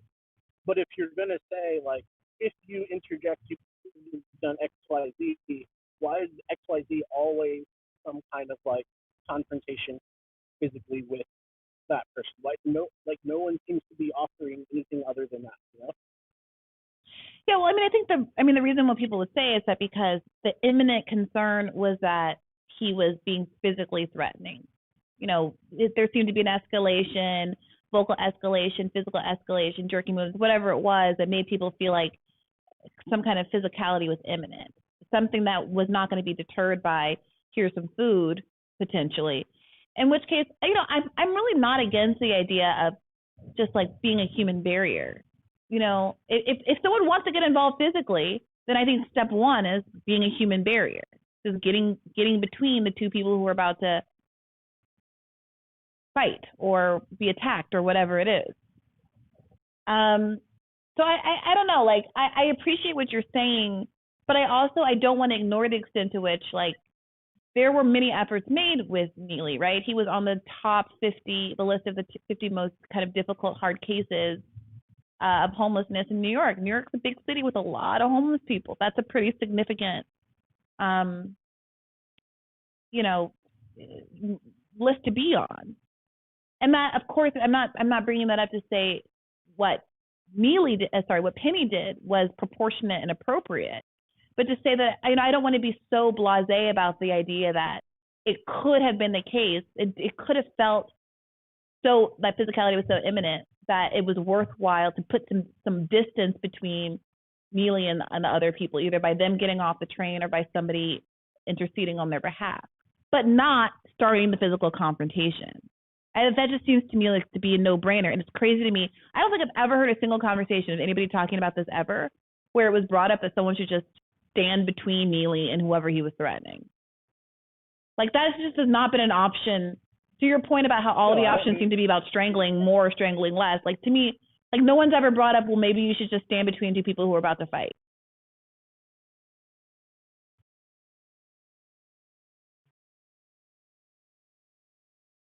Yeah, I mean, part of the problem could be the police aren't doing enough, whatever, the subways aren't being kept safe enough, and so we have to take it into our own hands. But and there's probably a lot of examples in the media and et cetera, about what taking it into your own hands means. So perhaps we have examples of how to act there, like chokeholds and et cetera. Conversely, though, we're also saying that the social safety net and our other social services resources are failing, but we're not giving examples of how we can take that into our own hands. You know what I mean? Like, we don't have a good, like, a lot of people talk about de-escalation, but how many of us know anything about what de-escalation in that kind of situation with a person that has disorders or whatever is? Like, this is just like something we don't ever discuss or educate ourselves on or educate each other on. And so we go into these situations and our only thought is do nothing or confront physically, you know? Yeah. Yeah. And I think that if it seemed like there were more, if there was some number if there were some resources that we were all aware of, there would also be more interventions in the cases that I was describing before, where people are clearly in need. I think that a lot of people are not heartless. They just feel like overwhelmed by the scope of the problem and unclear about what there is to actually do about it. Yeah, that's fair too. Yeah. Look, I appreciate you calling in. I've been very negligent of the super chat, so thank you, Anthony. Keep the faith. Yep, have a good one. I'm going to read. Michael asked, "How do you call in?" There is a link that is on my Twitter at BrieJoy that you can click on and get in the queue. Michael, Man Samsung says, "I am a retired Marine, and he knew a chokehold is extremely dangerous because Marines are trained not to apply a chokehold for as long as he did, unless the man was threatening people with a lethal weapon," many exclamation points. Thank you for that, Mansam. And you then followed up saying you don't read your super chat, question mark, question mark, question mark, question mark, question mark. My apologies. I have rectified that now. All right. Let's get to it. Levi, what's on your mind tonight? Hey there. Howdy. What are you thinking about this evening? I think it was I've forgotten her name already. The girl that was teaching a couple of schools before. Maria, yeah. I felt very close to me when she was causing a lot, because I thought that's pretty much the situation summed up as eloquently as it could be. I find you're clearly you're absolutely capable of thinking. So it feels like a cycle that we're practicing. Like the conversation doesn't go very far, so I don't think I have much to add to it until it's going to happen again, and we'll have the same conversation again. And the answers are fairly obvious, but there obviously isn't. The sentiment on the whole can be, I suppose, be educated over time by conversations like this. I'm sorry, I'm pressing the books on how to get sold. Just want to use that a few That's okay. We have all been there. I am using. I'm sedentary doing the whole just for too long. Anyway, yeah, it feels like we're going around and around. It's just some people are hurt by it, and some people feel so callous. But on the whole, I think it's a reflection of where we are as a country, and it is obviously everything's exacerbated by the fear of guns, but the hatred of poor people and the lack of reasonable, just public facilities in all sorts of ways, like this infrastructure and how we go around and commute in America is deeply flawed. So there's a different situation in Europe in that regard. But the particular hatred of the poor, I'm really sensitive to that. I see it everywhere. But I don't know that I have anything to offer up other than how I feel about it, and so I won't. But I do get frustrated. So I'm listening to like different online sources, like I've heard neoliberal theories in several places now. I feel like I'm getting to know these audience members, and they probably know my name.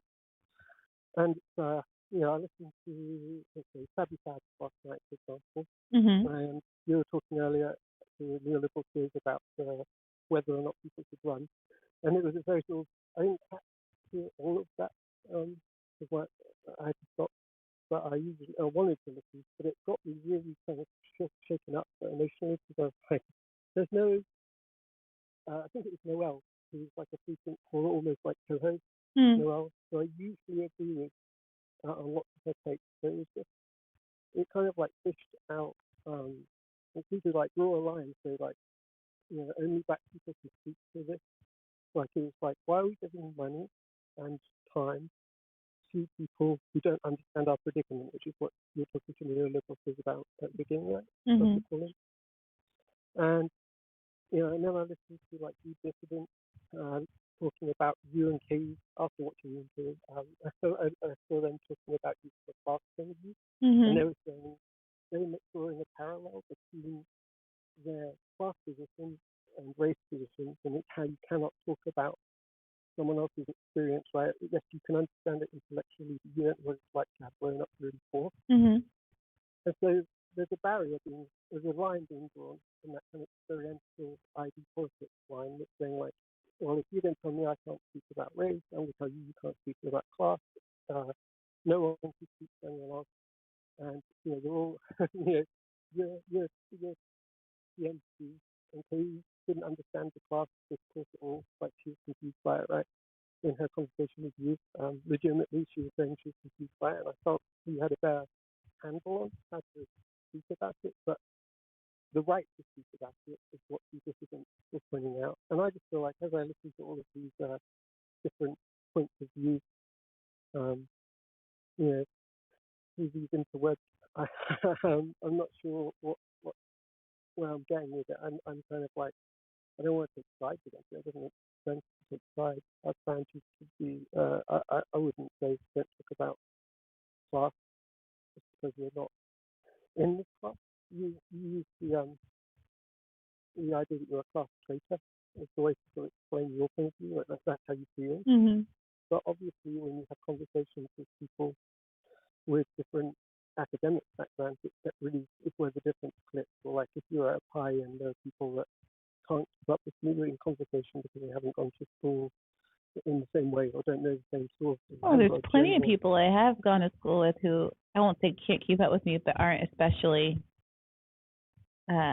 verbally dexterous, shall we say, and plenty of people who haven't who are phenomenal. I think so many of my critics right now are phenomenal podcasters and are really interesting, and I've listened to their content for a long time because I think they synthesize ideas really beautifully and are really compelling and interesting to listen to, which is why, some of their takes are frustrating. But I've platformed them and had them on and wanted to have them on Rising and all those sorts of things precisely because I find so much value in what they have to say. No, I know that I think you fancy yourself that kind of person that can go to the wedding with Marianne particularly and all of that, and try to have a conversation across the line. It shouldn't be that thick to RBN and stuff like that, and Sabby and everyone. And it's just, I think that's a great thing to try to do. Just and anyway, I'm not sure what to do. I'm not going to synthesize that of all of these things. I'm more or less like just hearing them all and feeling things as it goes, and it's kind of a confusing moment. But I look at it like America's in a confusing place, and that's why I say Marie is pausing, and that's the most eloquent way of putting it. Like I'm not sure that there's an easy answer here. We're definitely in a situation as a country in America that's messed up, and I think it's good to talk through it, but I don't think it gets us anywhere quickly, and that's the frustration. And there are so many sort of pertinent points of view. I thought your guest had more. He carried more weight with me than I expected in his reasonableness and basically agreeing like, look, if the person gets found guilty of manslaughter, then I couldn't disagree with you now. I guess that's true. No, look, I think it's worth pointing out that there's a big difference between Thomas Chatterton Williams, as much as he kicked the hornet's nest on Twitter last week, and, Tim Pool. I mean, there are fully people celebrating Penny as a hero. Yeah. And who are saying it was not just he shouldn't be accountable for killing Neely, but that it was a good thing that he killed Neely. And $1 million has been raised for his defense fund. And Ron DeSantis is raising money for him and saying that he's courageous and a good Samaritan. Yeah, that's indicative of the state of the situation, then, isn't it? In the country, I mean, that you get so many years. I can't listen to that because it's not something it's not someone I don't need to hear more than like a thumbnail. I don't need to. I know that the person's going to take that take, and I'm not going there. So I hang out more in the left space and get frustrated by the intimacy struggles there. But I will have to say just about the primaries. I really felt neoliberal to be kind of pretty much saying what I wanted to say. I was here from, like Krystal said, full in person, and I wanted to say, yeah, I'm surprised myself, but RFK was very, very. There's something about what he's saying that's very different from what Marianne was saying. Mm. It's just making a much more of an impact on the visceral level and intellectually, and it's not. It's pulling out the. Did you see the Russell brand? We discussed a clip of it on Rising today, but I haven't watched the full interview. Also, through no fault of your own, Levi, the people on YouTube are saying they're struggling to hear you, and I have you turned all the way up. So if there's any way you can just project a little bit more, that might be helpful. Sorry. Yeah, I have a quiet voice. Sorry. Okay. Yeah, I felt that, burned by Bernie, you said about wasting your vote. There's a lot of strategic talk about voting in America, and like I think I've said before, I'd never voted in my life in England or America until the primaries for Bernie. I would have voted for Corbyn in England, but in my mind, there was never anything worth voting for. Since I was 18, I'm 48 now, so 30 years. I found it worth time to vote for Bernie. I do feel burned by it, but I'm surprised that RFK, I think the content of what he's talking about is an important part of moving the conversation.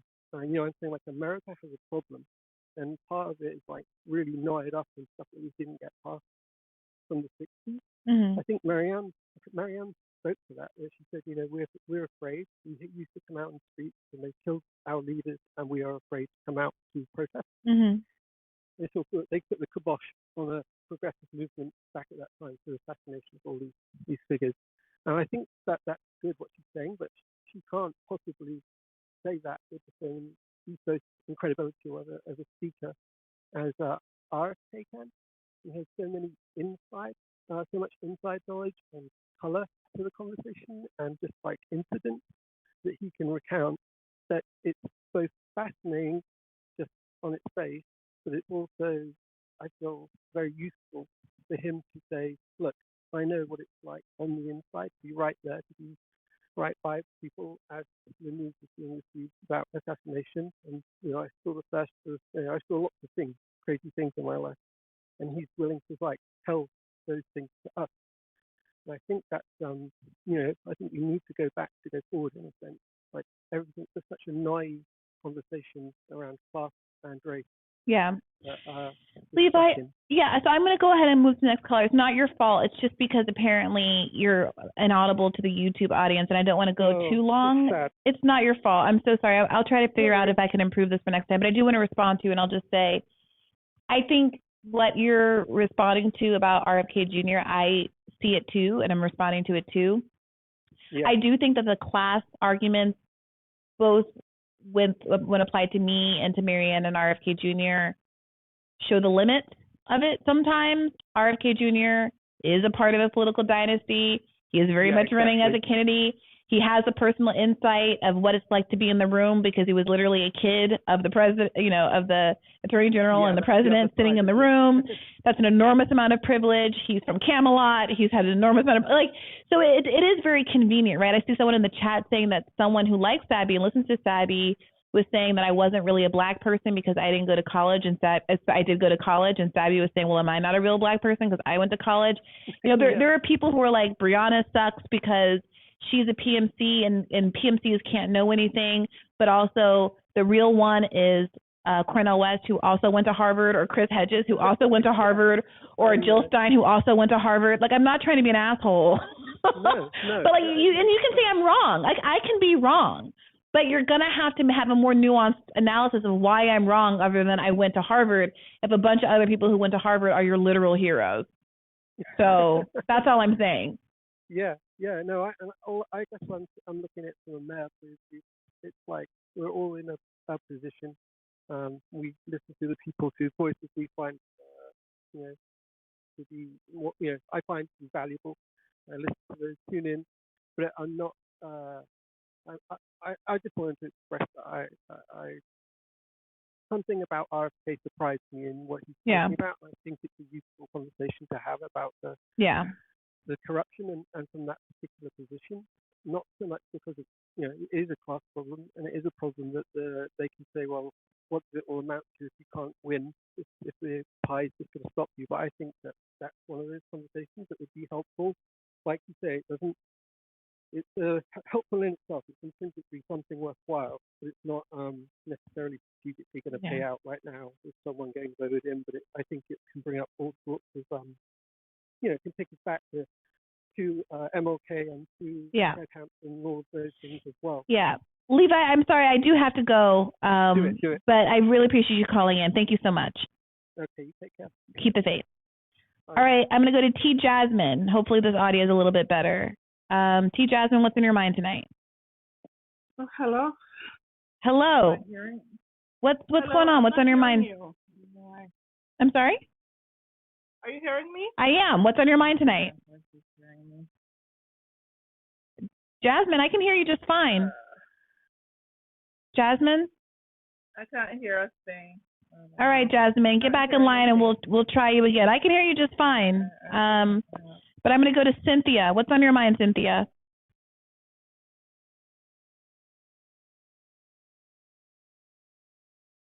Can you hear me? Loud and clear. What's on your mind tonight? Miss you. I know, long time no chat. So first of all, regarding the subway debacle, as someone who lives in New York City and takes the subway all the time, I first have to say that, like, I was cracking up with Batya's take on Fox News, just being like, I mean, just like the sweeping generalizations that people make, right? And like I said in the chat, it's just constantly, it is so frustrating because it's just constantly straw man just arguing against each other, right? And there's so many different layers and complexities. But going back to Batya's take, it was like, it's PMC leftists who never have to take the subway and are working from home. I'm like, Batya, you know, like, what kind of people are on the subway? You know, like, it's so varied and there's so many different kinds of people. It's just not, you know, I mean, I'm quote unquote PMC and I do work from home, but like 2 days in the week, you know, and also it's not just going to work. Right. People are going out to eat with their friends or going out to dinner or going to events. Like, it's so many different kinds of people of different classes. That's the whole point of the subway. That's why New York is great. Exactly. But then just the other small point is, like, I really appreciate what you're saying with like the different elements, because yes, it's like, while it's true that, you know, we should be exercising, like, we should be taking into account like empathy and understanding that I think people are, you know, particularly from the conservative side, I think people are so, I think the correct word is they're triggered. I think they're really triggered by poverty. They're really triggered by destitution, because it's just reflecting back to them like what they don't want, what gives them the most anxiety about their own life. Like, I don't want to ever see myself in that position. So seeing it out there in front of me is so triggering.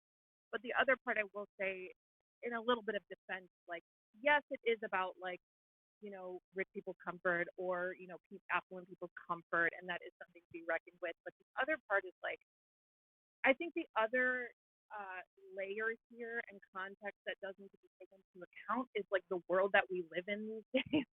And it's not just comfort.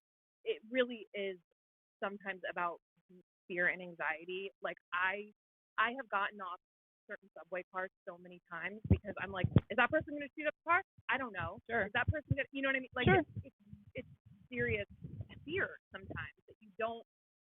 We just live in a different world now, I think, than maybe, you know, like 1976 or whatever. Well, I don't think the subways were great in 1976. No, well, okay, yeah. I don't mean, let's say 1962 or whatever. I don't know. You know, like, that's true.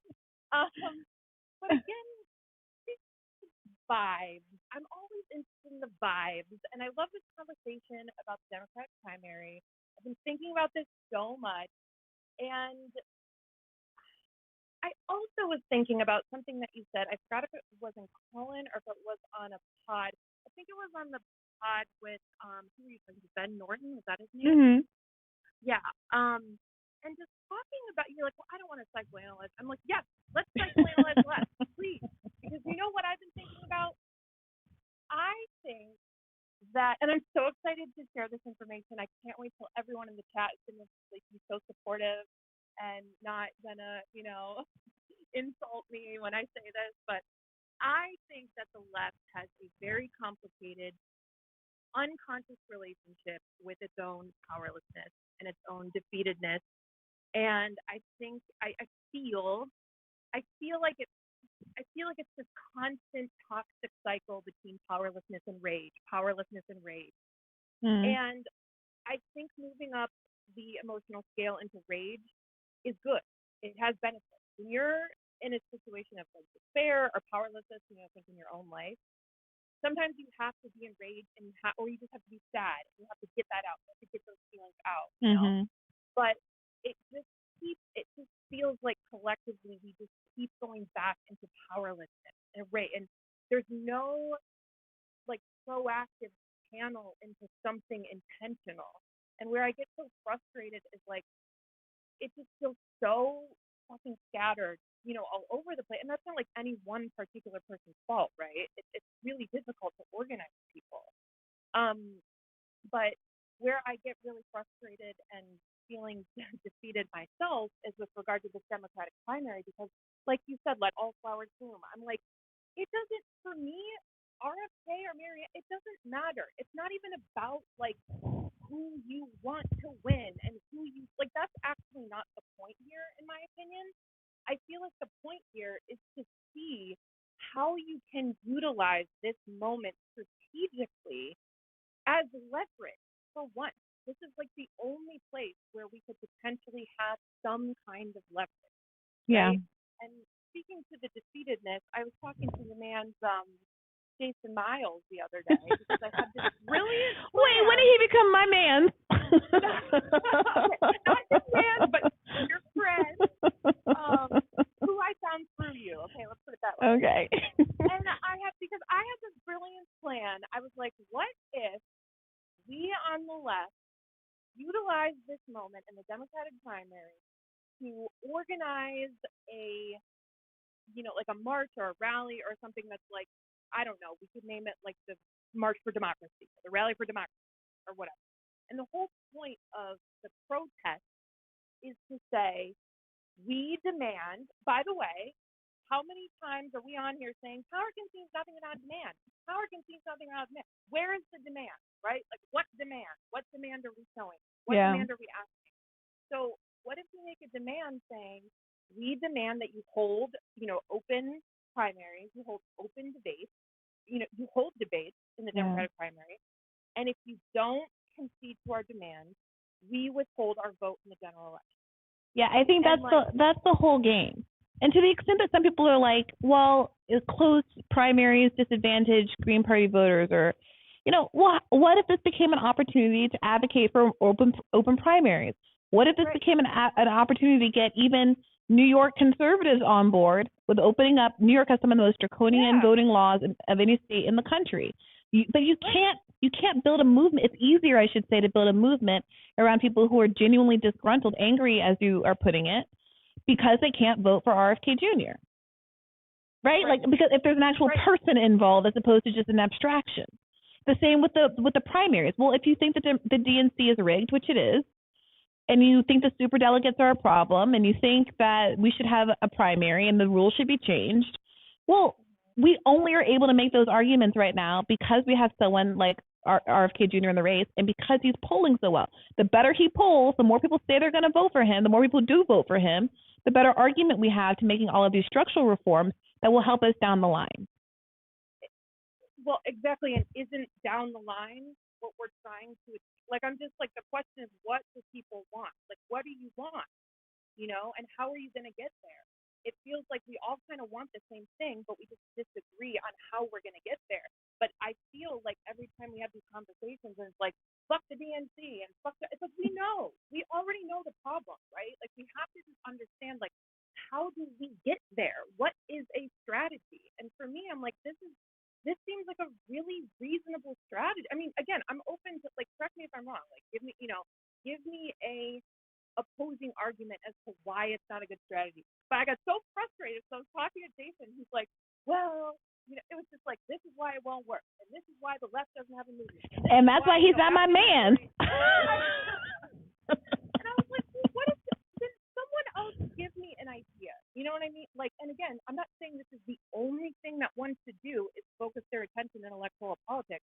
This is in my view, this is a branch on a huge tree of like leftist, you know, ideals or political action or whatever. And I don't know, like, what do you think about that idea? Like, is that, I mean, how do we organize a bunch of, I mean, again, the other thing you said in the Red Wedding Pod, I'm like, yeah, people not being IRL with each other is just such a disadvantage. It's true. All of the, you know, the energy just gets completely scattered, and it's just people's reaction videos against other reaction videos. It's like there's no channeling of the energy, and I'm like, I just feel like there needs to be some kind of, I don't know, like town hall or convention. I know we don't have the money, like Turning Point or whatever. But well, look, you know what I'm trying to say? It's so funny. Someone else who was at the wedding. Also, I didn't mean to like out everybody. I didn't think it was like a secret. But you know, I think it was Irony, Osei Frimpong DM'd me at some point and was like, he liked the idea of us being able to get together in some kind of, you know, not somebody's intimate wedding format, but, you know, something that was really open access to all, and was like, should this be dues-based? Like, should an organization like DSA be more focused on that sort of thing? I mean, I know they have meetings and conventions, but it's not like coterminous with the world of left media, or there are a lot of leftists who are very frustrated with the DSA. It's just something that social alternatives should, like, who knows who should do it?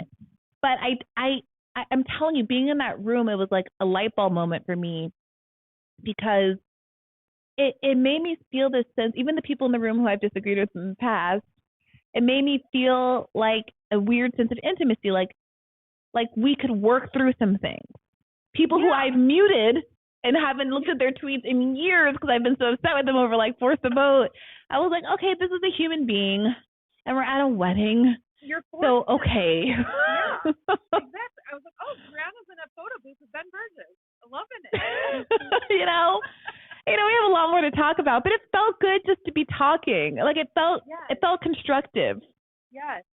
I mean, I don't know. People let me know what you think about this idea. In my opinion, like, also, what else are we doing? You know, like, what else? Wouldn't it feel great to be in one place, you know, IRL, even if like nothing worked, even if nothing came from it, you know, even if like, I just don't think that that's the point. And I think that, again, armchair psychoanalysis of the left, I think that this is a very obvious reaction to being so burned by burned by Bernie, burned by what happened. And it incites such a feeling of vulnerability and not wanting to, you know, take any kind of action, because it's just like, what's the point, right? Like, what's the point? Yeah. But I think that a way that we could be empowered is to just really, well, again, I don't know how it's going to happen, but some kind of IRL, getting more people together, town hall IRL, putting heads together, but also like trying to think of things strategically in like a battle, you know, like how do you hit the weakest points, and how can you use your leverage? And I just hope that like we could get over feeling so defeated, because I think there's an unconscious relationship to it. I think there's a lot of pleasure, negative pleasure. We should not be feeling defeated right now, because as you say, this is literally a moment of opportunity. Like, we are literally in a moment of love. Like, it's not the biggest leverage in the world. It's not, but you take what you can get. The same with force the vote. And in this moment, it's a primary. It's an election. It's Democrats who need your vote to beat Trump. It's Democrats who need your vote to win. You can sit around with your thumb up your tuckus, like mad on the internet, or you can say, okay, I don't have to get union density to 45% before this plan works. I don't have to, wait till the climate apocalypse comes for this plan to work. All I have to do is say, hey, Democrats, we're willing to vote for you only on the following conditions. And if they meet them, great. At least they'll have gotten something in exchange for your dumb vote blue no matter who vote. And if they don't meet them, then this is an opportunity to go to the American people and say, once again, the Democratic Party doesn't actually care about saving democracy. They don't actually care about minority rights or kids in cages at the border or any of this stuff. But they're not even willing to do the bare minimum social policy that frankly would make their candidate more electable, because it's a freaking populist economic policy or whatever it is, to win. This is literally what I wrote in my defensive litmus test article in the summer of 2020. And I feel like I've been screaming the same message ever since then, and not particular. That was before I think that was before force the vote. I wrote that, but that was literally what we were talking about, Well, that's what I'm saying. I feel like, again, I'm not saying don't go online and don't raise your voice and don't write articles or don't tweet or don't whatever, because that is a place too. But I'm just feeling the walls closing in of like, God, this is going to be another, like, they're going to pick Biden, and then people are going to tweet, or, people are going to hashtag fuck the DNC, and I'm not going to vote. I'm just like, what does that do? Like, it just, you know what I mean? It's just like, it just feels like it doesn't move any movement. It doesn't, like, get any energy. And the last thing I'll say is that I was talking to my mom for Mother's Day, and we just sort of descended into isn't the world a fucked up place right now? So it's kind of a horrible Mother's Day call. But my mom and and her boyfriend are, they're very Republican. They hate Trump. They also, I mean, of course, hate Democrats, but they're like, even throwing out, like, well, and then Kennedy is running. I'm like, this is what I'm talking about. Yeah. There's so many dispirited people out there who are so, like, wishy-washy Republican or independent I'm like, I just can't imagine, like, being able to have some kind of demonstration, again, IRL in Washington, vote, like, a march that's literally saying this is what democracy looks like, exposing the lie. I just feel like there's so many people out there that aren't just disaffected leftists on the internet, but are in rural Michigan or whatever, and like my mom's out here like FDR was the best president and Reagan was the best president. I'm like, but like there's people like that. Yeah. So I hope I don't know what we can do, but hopefully someone other than Jason will talk to me about this brilliant idea. Calling him out and exposing him on LOL. Drag Jason. No, kidding. Yeah, I'm dragging him. Thank you for calling in, Cynthia. This has been great. Thanks for having me. Keep it, babe. Johnny Gill. That Johnny Gill? LOL. What's on your mind tonight? I promise my voice isn't anywhere near as good as Johnny. Don't try either. What are you calling to chat about? I love Cynthia's revolutionary idea for 2023. The left should ask for stuff again. Put it on a T-shirt. Let's make some merch. That and force the vote. Always force the vote over everything, all day, every day. Yeah. I was going to steer the conversation back to a couple of things I had. By the way, I am now very much inclined to vote RFK just because Liz Wolfe spit so much venom in his general direction that it made me like him. She recruited a lot of people today, I think. I will say, like, I've been really reluctant to say this because God knows if I say a single solitary positive thing about Marianne Williamson, it's because I'm in the bag of Big Williamson. I will say that it is worth acknowledging what the policy platforms are of these people. I know if this is purely symbolic and sticking it to the Democratic Party and it's about their primary vote, then maybe that doesn't matter as much, and that's completely fair. But I wouldn't discount the extent to which I think that I'll put it this way. I think RFK should be pressured to make some commitments with respect to healthcare in particular, because he hasn't so far. And that's a big issue. That shouldn't get dropped for the left just because he is saying what needs to be said from an anti-war perspective. That's all I'll say. Dude, all he had to do was say mean things about the CIA, and we were in love.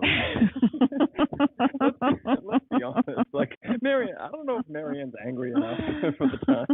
Like, we're a lot angrier than Marianne brings. She's too nice. Yeah, it's interesting. It's interesting. I mean, angrier. There's a way. I don't know. I don't want to parse this tea leaves, and there's no winning for me in there, so I won't even open the door to it. Are the Democrats approaching a kind of 2015, 2016 era situation where the Republican primary base was, where they're tired of being told what to do and they're not going to listen to it? Dare I hope? What do you mean by that? We're being told that you can't have debates, you can't have primaries, you can't have. Oh, and that they're going to rebel and vote for an alternative non-sanctioned candidate. Dare to dream. Democrats are built different. Democrats see value in. For how long? A parent. They just wheeled in 80-year-old Dianne Feinstein. She's a parent. Like, how far can they push it? A parent of a close friend of mine recently expressed how the real thing that Democrats should do in this moment is perhaps to run Amy Klobuchar to solve the Biden problems. I think Democrats have a long way to go before they get there. I had a couple of points I wanted to bring up, right? First of all, it is funny how both Robbie and Liz will both claim to be libertarians. I feel like we've got like the good guy libertarian and the bad guy libertarian. Robbie likes to lean into like the free speech, be nice on drugs, maybe don't lock up so many people, maybe don't go to war all the time. But Liz Wolfe gives you the full libertarian economics. She's like, no, we need open borders. Shut up about your, low wages. Shut up about your minimum wage. Corporate profits must have some explanation that's somehow benign. Don't mind the audited financial statements that are screened and the CEO's corroborating statement saying we raise margins because we can. She was like, no, it's complicated. No.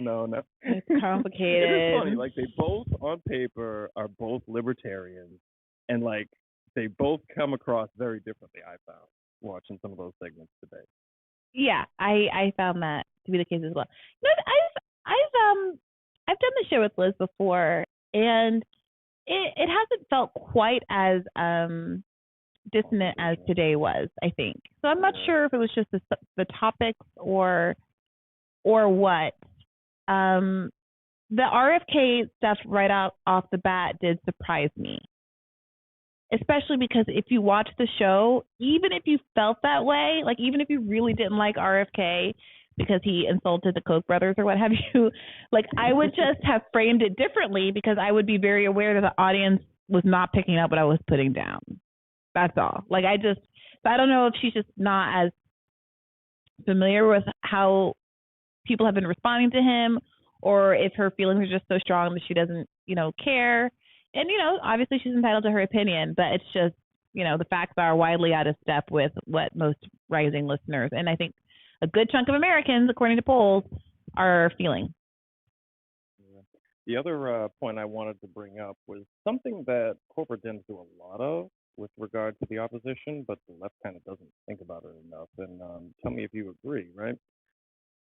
Did you ever hear there was like an offhand, interview or remark where Maggie Thatcher was asked what her greatest impact or accomplishment was, and she said like Tony Blair of the Labor Party, meaning like I changed the opposition, and that's my best legacy.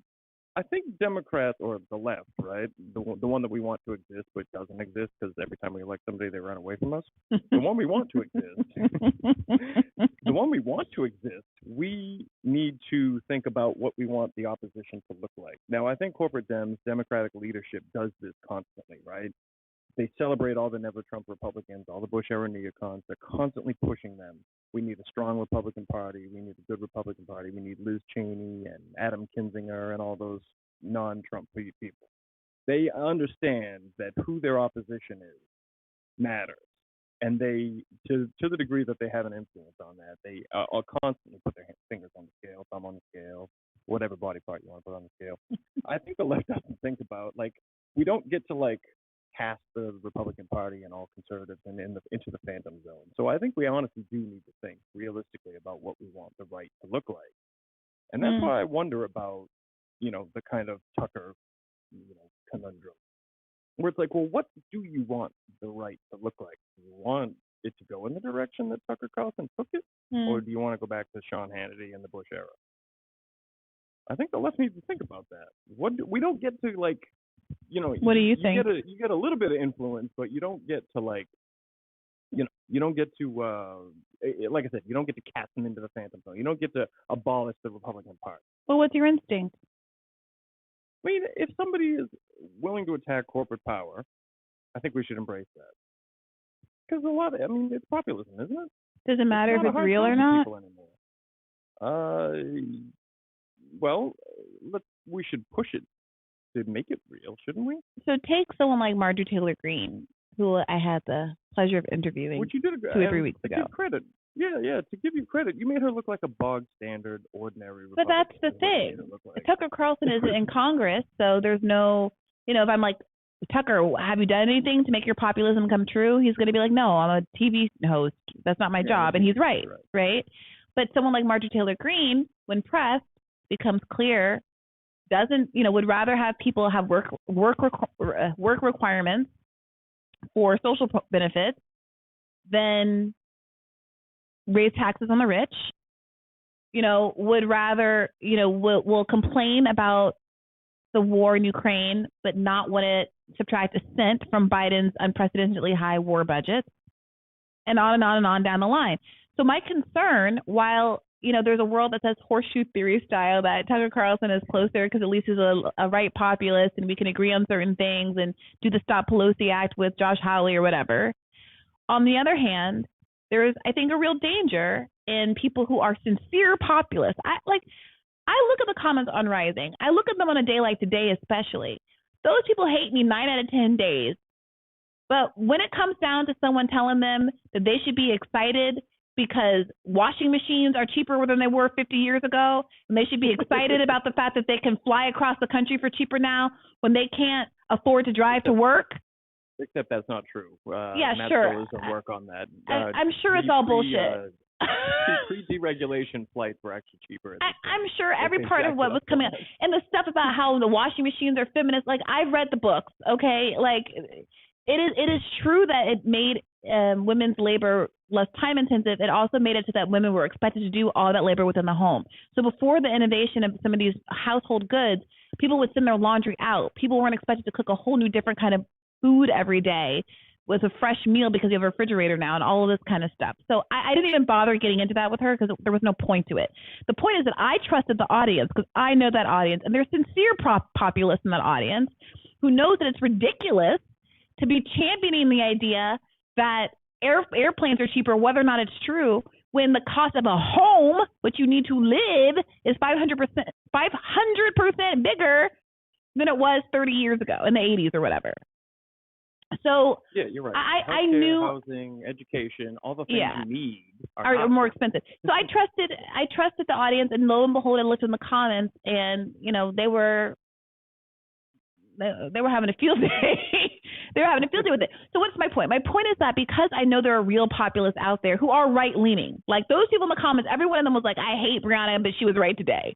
That's fine. Those people hate me because they're not left leaning; they're right leaning populists. But they believe what they're being told. And my concern is that if people like Tucker Carlson and Marjorie Taylor Greene remain attractive, then there will be very little appetite for left populism, especially when there's so few strong voices for left populism that are left. Yeah, but here's the thing, Bree. We've tried it the other way, right? I mean, do we want to go back to the Bush era neocon Republican Party? Because God knows the left didn't get a word in edgewise then either.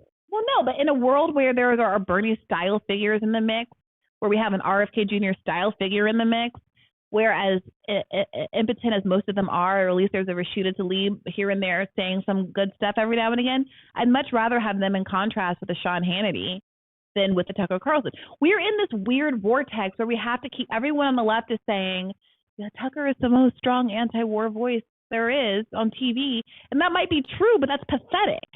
That should be said only as an indictment of the left, not an endorsement of Tucker Carlson, who of course isn't going to do anything remotely anti-war. If his pro-China proclivities, as Ben Norton explained, are any indication, and if Marjorie Taylor Greene, who's cast herself in the style of Tucker Carlson, is any indication, they don't want to cut the war budget. They don't want to. They just don't like Ukraine for whatever reason. That particular conflict, they're more into China as a conflict. That's it. I mean, I agree with you that they're not really sincere. You know what I mean? This is a Democrat war, much like, it was easy for the Republicans to be against Vietnam during the Lyndon Johnson years, right? It was a Democrat war. But, I mean, I also think there's a way in which they make it okay and acceptable to have that opinion, and it actually opens up space on the left. I mean, think of what the left, what we want to be the left. Think of how much space was opened up regarding checks. Now, Biden has very much worked to stuff that genie back into the bottle, right? Stuff that toothpaste back in the tube, right? But in a world where Trump doesn't start, splashing the cash and cutting checks to people, does Biden cut checks? Does Biden do a child tax credit? I mean, people got a monthly check every month for an entire year. Yeah, look, I don't honestly think Trump opened that space up. Well, wait a minute. Also, Donald Trump and Tucker Carlson, I would put in two different categories, I got to say. Well, that's fair. I think that Donald Trump, for whatever reason, blasted onto the scene with some sincerely good populist instincts. I know that's kind of a messed up thing to say. No, I think that's right. But it doesn't, I think over the course of his presidency, he was frankly talked out of a lot of them. True. And what he actually did in office was to do the tax cuts for the rich and continue to fund the wars and blah, blah, blah, blah, blah, right? Yeah. But, I feel like there's a world where that maybe this is giving Trump too much credit, but that he was conquered by the blob. I think that Tucker Carlson is very much in line with the blob and is very self-consciously and intelligently capitalizing on the populist sentiment to launder his opinions, which are not actually especially populist in the least. I mean, he's very smart. He does a good lingo, but it's hard to tell with someone like Tucker because he's not actually in office, right? He doesn't ever have to pony up, as it were. And I do really appreciate that when Jimmy Dore or Glenn Greenwald go on and they say they're more left-leaning things, Tucker Carlson tends not to argue and goes along and will corroborate whatever takes they have. And so, that's a benefit. Credit where credit's due. The problem is I'm still concerned because I'm fighting this battle. I feel like I'm out here trying to make the case to the rising audience and more broadly that left populism is a sincere populism. But I'm facing the fact that there are no left populists that are making enough noise in elected office. And so I'm sitting here saying Tucker's fake and Marjorie Taylor Greene is fake, but who do I have to point to who's real? And I'm very concerned. We have the same problem on the right and the left. The populists don't really mean it. They don't really care that much. They're not willing to take any political risk.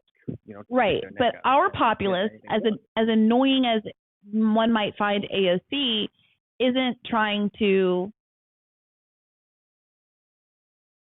the bloc conquered her. All she talks about is censorship now, deplatforming. Okay. And so is Elon Musk, who's censoring information about the Turkish election and everything else. So everybody's a hypocrite and a liar on the first round, so that's a wash. Yeah, but the conservatives are out here trying to do things. You know what I mean? The conservatives are out here doing fundraisers for Jordan Neely and, trying to cut social. So are the Democrats, but not the leftists, not the progressives. But the Republicans as a whole are trying to cut Social Security, make work requirements, do this debt ceiling wrangling where they're trying to cut all of these social programs, et cetera, et cetera, et cetera. So to me, there is a difference. There is a difference. If I have to figure out what fake populist to go with, I'm obviously going to go with the fake populist that's named Rashida Tlaib rather than the fake populist that's named Marjorie Taylor Greene for substantive reasons. And so I hear the argument about let them run free a little bit. They'll popularize populism and we can capture the reins at a later date. But we might never capture the reins, and then it's the Third Reich, and here we are. That's the danger. I don't think fake right populism leads to the Third Reich. I just don't think it does. All right. Well, Tucker Carlson's out here talking about the Great Replacement theory and how immigrants come and they're dirty and they're poor and they're violent and they ruin our country. And so that's what it is. Terrible ideas, but he's also sort of a little anti-war? I mean, No, no. But like, Tucker Carlson fully engages in racist, nativist ideas. I don't need Tucker Carlson to exist to have anti-warness. And that is not a fair trade. You guys have got to stop doing this. Like, sometimes, like, this is what's getting really unnerving on the left. First of all, there was, like, even when Bernie was going hot and heavy in 2016, 2020, I got to tell you, some of this interest in being anti-war feels a little manufactured. This has been sitting on my chest, so let me just get this off my chest. It has always been important to be anti-war, but there's something that's very convenient to me that suddenly this has become everyone's number one issue. What happened to Medicare for all? What happened to health care and a living wage for everybody? Everyone's suddenly willing to say RFK Jr. is great. And look, I like a lot of what's happening with RFK Jr., but everyone's suddenly willing to say, I like RFK Jr. the best because of his anti-war message, and screw if he has a health care plan at all. We don't even know. Like, let's just be a little bit more measured here and not make sure we're not being like led. Our priorities aren't being shifted artificially because what's on offer? What actually are our priorities? You know what I mean? It feels, and for me to say anti-war is such a priority all of a sudden that I don't care if someone's also trying to gin up a bunch of white nationalist sentiment in the country. Like, can we just like take a beat and realize what it is that we're saying? We can be anti-war without giving Tucker Carlson's racist statements a pass. People are shifting from Tucker Carlson was a broken clock who said a couple things right to Tucker Carlson is a great and a wonderful net benefit. And the latter, I'm sorry, has the effect of minimizing and diminishing some really dangerous things that he says. It is worrisome to me, especially if you want to build any kind of coalition with anybody who's not white, how quickly people are willing to say not just Tucker Carlson happens to have given a platform to some good lefties, or Tucker Carlson is a good anti-war voice as narrowly with respect to the issue in Ukraine, Russia. But more broadly, Tucker Carlson is a net benefit for populism.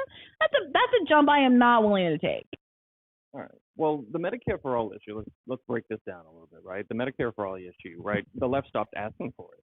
The left stopped talking about it. Like, the thing Bernie did do was put it into the conversation. And the Democrats did everything they could to stuff it back into the, in memory hole that as quickly as possible. And Bernie let them, right? The left. Oh, shoot. Sorry. Wait. Sorry. We're quietly trimming the Medicaid rolls. In addition to that, like, we're rolling back whatever gains we got during the pandemic, and like all that's off the table now. It all got taken off the table by the political class, and I'm with you 100%. Like, it's incredibly frustrating to think like we put Medicare for all in the conversation. We made it a real issue. We forced like debate moderators to sit there and bash at it, right, to try to stomp it down because it was really getting in there.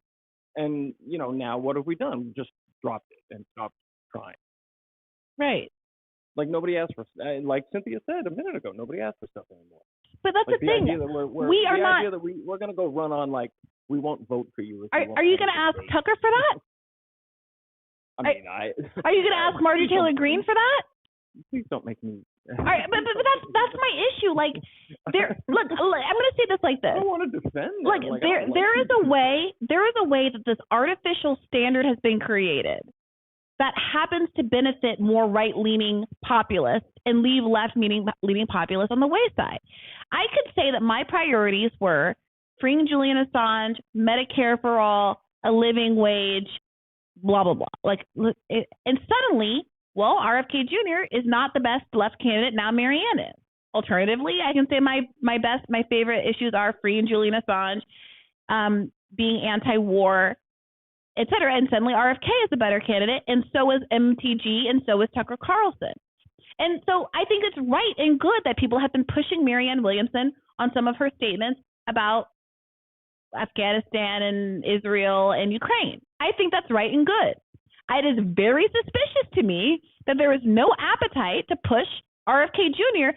to have a policy on health care at all.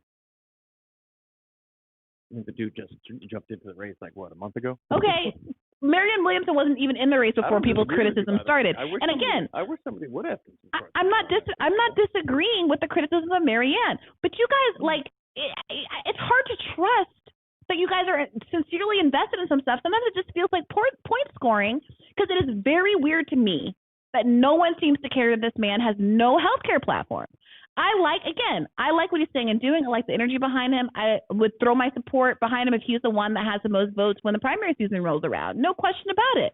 But before we get to that point, holy smokes, someone on the left should pressure him to fill in the little slot on his campaign website about what he plans to do for the healthcare crisis in the United States of America. Have a plan. Have a plan. Lifespans are shortening. Please come up with a and solution. why would he? Why would he if not a single person on the left is asking him? The same way that Marjorie Taylor Greene and Tucker Carlson get away with performing as populists, if someone like me isn't there to ask them a good faith question about what their plan is to actually deliver for working class and poor people. That's it. Yeah, fair. Very fair.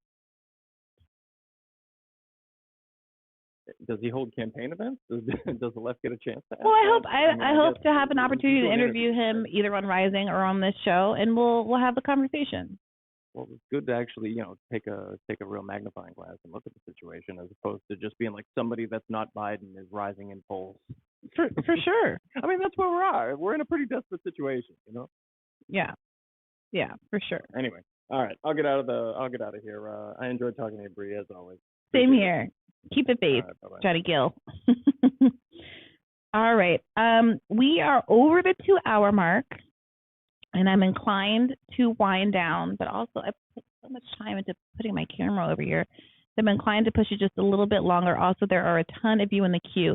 Mark, I'll come to you since I know you were in the front seat, and then you lost your position because of a technical glitch. What's on your mind tonight, Mark? Hey, can you hear me? Loud and clear. Oh, hold on. I'm gonna hop off Bluetooth. Thank you. That's helpful.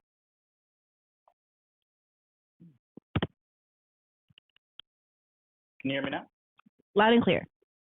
Excellent. Hey, I'm Mark. I'm from Kentucky, Eastern Kentucky, and wow, I've been a long time listener. I think from the beginning. I've always enjoyed the podcast. It's been great, and thank you for making it. Oh, well, thank you for listening. I appreciate that. Yeah. I had a question about Jordan Neely and Daniel Penny. Mm-hmm. I feel like there's a certain tendency to try to characterize Neely's mental state, try to think about him as being a schizophrenic, or reduce him to being a person who's only acting on impulse and thus being a danger to the people on the train. But it's crazy. It is crazy what Penny did, right? That is a crazy thing. To put somebody in a chokehold for 15 minutes, he could have listened to Staying Alive almost 4 times during that time. That's a huge stretch. I mean, it's just very malicious. And I understand that everybody feels that impulse to to shit on him because of that. And I want to shit on him because of that. But honestly, I mean, why aren't we asking the question?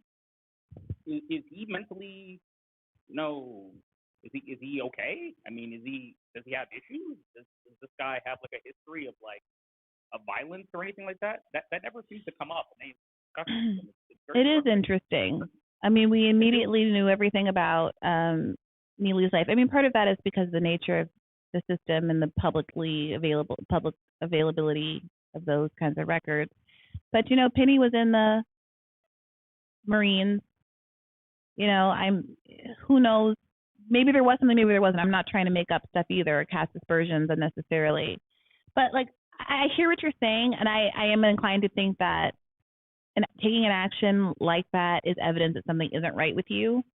However, we don't really need to have conjecture about his mental state to state the obvious. Well, I feel like the way that they're defending him on the right is to portray him as being a courageous soldier, a person who is here to defend people. And that's part of the way that we mythologize the military and people in the military as people who use violence for us, and thus they are legitimized through their participation in this public project of committing violence against supposedly the enemies of the state, right? But there's another set of narratives around soldiers. There are soldiers, like ex-soldiers who like kill cops, like went on rampages, like murder people, beat their wives, like all of this stuff. And that type of narrative just never seems to be. I understand that like we have no evidence of that, and we don't really need to like just speculate on this type of thing. Mm-hmm. But there should be more scrutiny in that type of direction, and I just have never heard anybody bring it up, and nobody thinks about it. Really. I mean, he does not seem like a man who is this right now. That is a crazy thing to do. Yeah, I mean, I think we'll see. I don't necessarily like we know about PTSD and stuff with soldiers, and so I'm not necessarily interested in kind of piling on in stigma from a place of ignorance. I think it's something that the DA should definitely be looking into and getting a full picture of what Penny's motives were and what his mental state was and all of those kinds of things for sure. And I certainly take your point. I just don't know. I don't know how much I can contribute to that. Yeah. But I do like the framing. I do like the idea that, frankly, strangling someone to death in the subway who has never laid a finger on you is at least as crazy as shouting and hollering that you're hungry and you need food. Yeah. And it's not like he was like singled out or anything. It's not like, Neely, threatened him. He like stalked him like an animal and took him down from behind. That's just it to me it is like stomach turning. It is just a.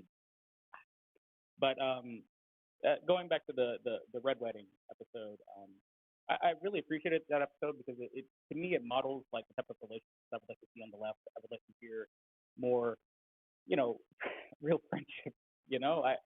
I'm not sure how you and Katie Halper met, but yeah, she was like my first leftist. So when I left the law firm to join The Intercept, I had like a 2-week break in 2018 in the spring, and during that time, Katie had like this little deal going with YouTube, I think, where they were paying content creators to use their studios and put content out. And she asked me and a series of other people to do these interviews with her. And after we did the interview, we're both from New York, and we ended up spending the day together. And she came back to my place, and we had some wine and talked about our romantic problems, and then we became friends. So she was one of the people at the very beginning of my kind of media career, just as I was starting having a real career outside of the law, that I met and became friends with. And I've been so grateful for her throughout because, your partner, your mom, or whoever only has a certain awareness of what it's like to be online and be terminally online in the way that we are professionally. And so she's been a real sounding board and a rock for me. And also I just think she's funny and delightful. And so we've been friends for a really long time. Yeah, she definitely is. And I just was wondering, like, is there like there's no like formula for friendship, right? Like there's no like means of like establishing this type of bond like throughout the left community. I mean, it's just organic, But I kind of wish there was. I don't know. Maybe somebody should. Maybe there should be just one figure who reads like how to be friends and influence people, and just goes out. I don't know. Just tries to bring everybody together. I think that really does need to exist. I would like to. I would like there to be.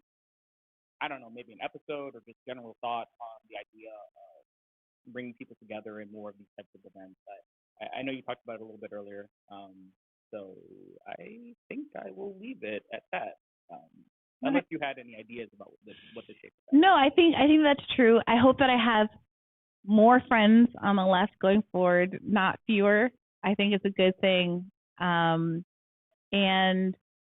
I'm very proud. I hope that people go back and listen to the interview I did with Krystal last summer, where we got a little testy about Marianne, and I don't know that many people have had that much of a frank conversation and a heated conversation of disagreement about these issues with a friend or an enemy, frankly. I don't know if anyone else can say that they've kind of plainly disagreed with Krystal to her face about those sorts of things. And we're friends regardless of that, in the same way that all I do is fight with Marianne about this stuff, and we're friends regardless. So I think that people should view me with scrutiny and push back if they think that some of my specific views are being colored by the relationship. But I also think credit needs to be due, and people need to not lie about what my positions have been, because at no point have I ever told anybody to endorse Marianne, give money to Marianne, knock doors for Marianne, or even vote for Marianne. I've been very broad in my recommendations to vote for someone who's not Biden in the primary. And it's just disappointing that given all the disclosures that I've made and all of my efforts to, frankly, not say things that I believe because I think they would be interpreted as unfairly rigging it for Marianne, that it's still, I think, you know, so controversial. But what you gonna do? Thank you for calling in, Mark.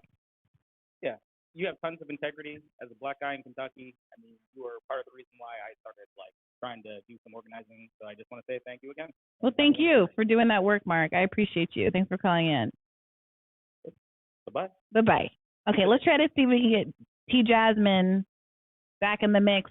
T. Jasmine, we really struggled. Oh, I'm so grateful. How you doing? I'm good. How are you doing? I'm doing all right. What's on your mind tonight? Yeah. So I'm calling about the Penny situation, the Neely Penny situation. For one thing, everybody keeps harping on the fact that Jordan Neely had 41 charges, or he's been to jail 41 times or something like that. Mm-hmm. You may not understand that homeless people in New York City get pulled up just as a matter of routine. Yeah. Like, you know, I've seen it with my own eyes. Like, they would just come and just pull them off the road. Pull them off. They'd be in the subway. And I appreciate Anthony for saying, and I appreciate Mark as well, for two things that I agree with, for two things that I've done and have said. One thing is, I've been on the subway, and there have been people who are, you know, walking up and down in the car, and I'm one of only two people, me and probably another Mexican man or something, and other people would avoid the car, and I'd be sitting in the car with the person because I know that the person is not as. It's just that people don't like when people who look like they're, you know, they're not here all together. They don't like them walking up and down. They feel uncomfortable. Mm-hmm. And I understand it. But I can't say that it's fine to assault that person. Mm-hmm. It cannot be fine. I've given my food, I've taken, you know, I'm going to do something for the night. And so I stopped to get food.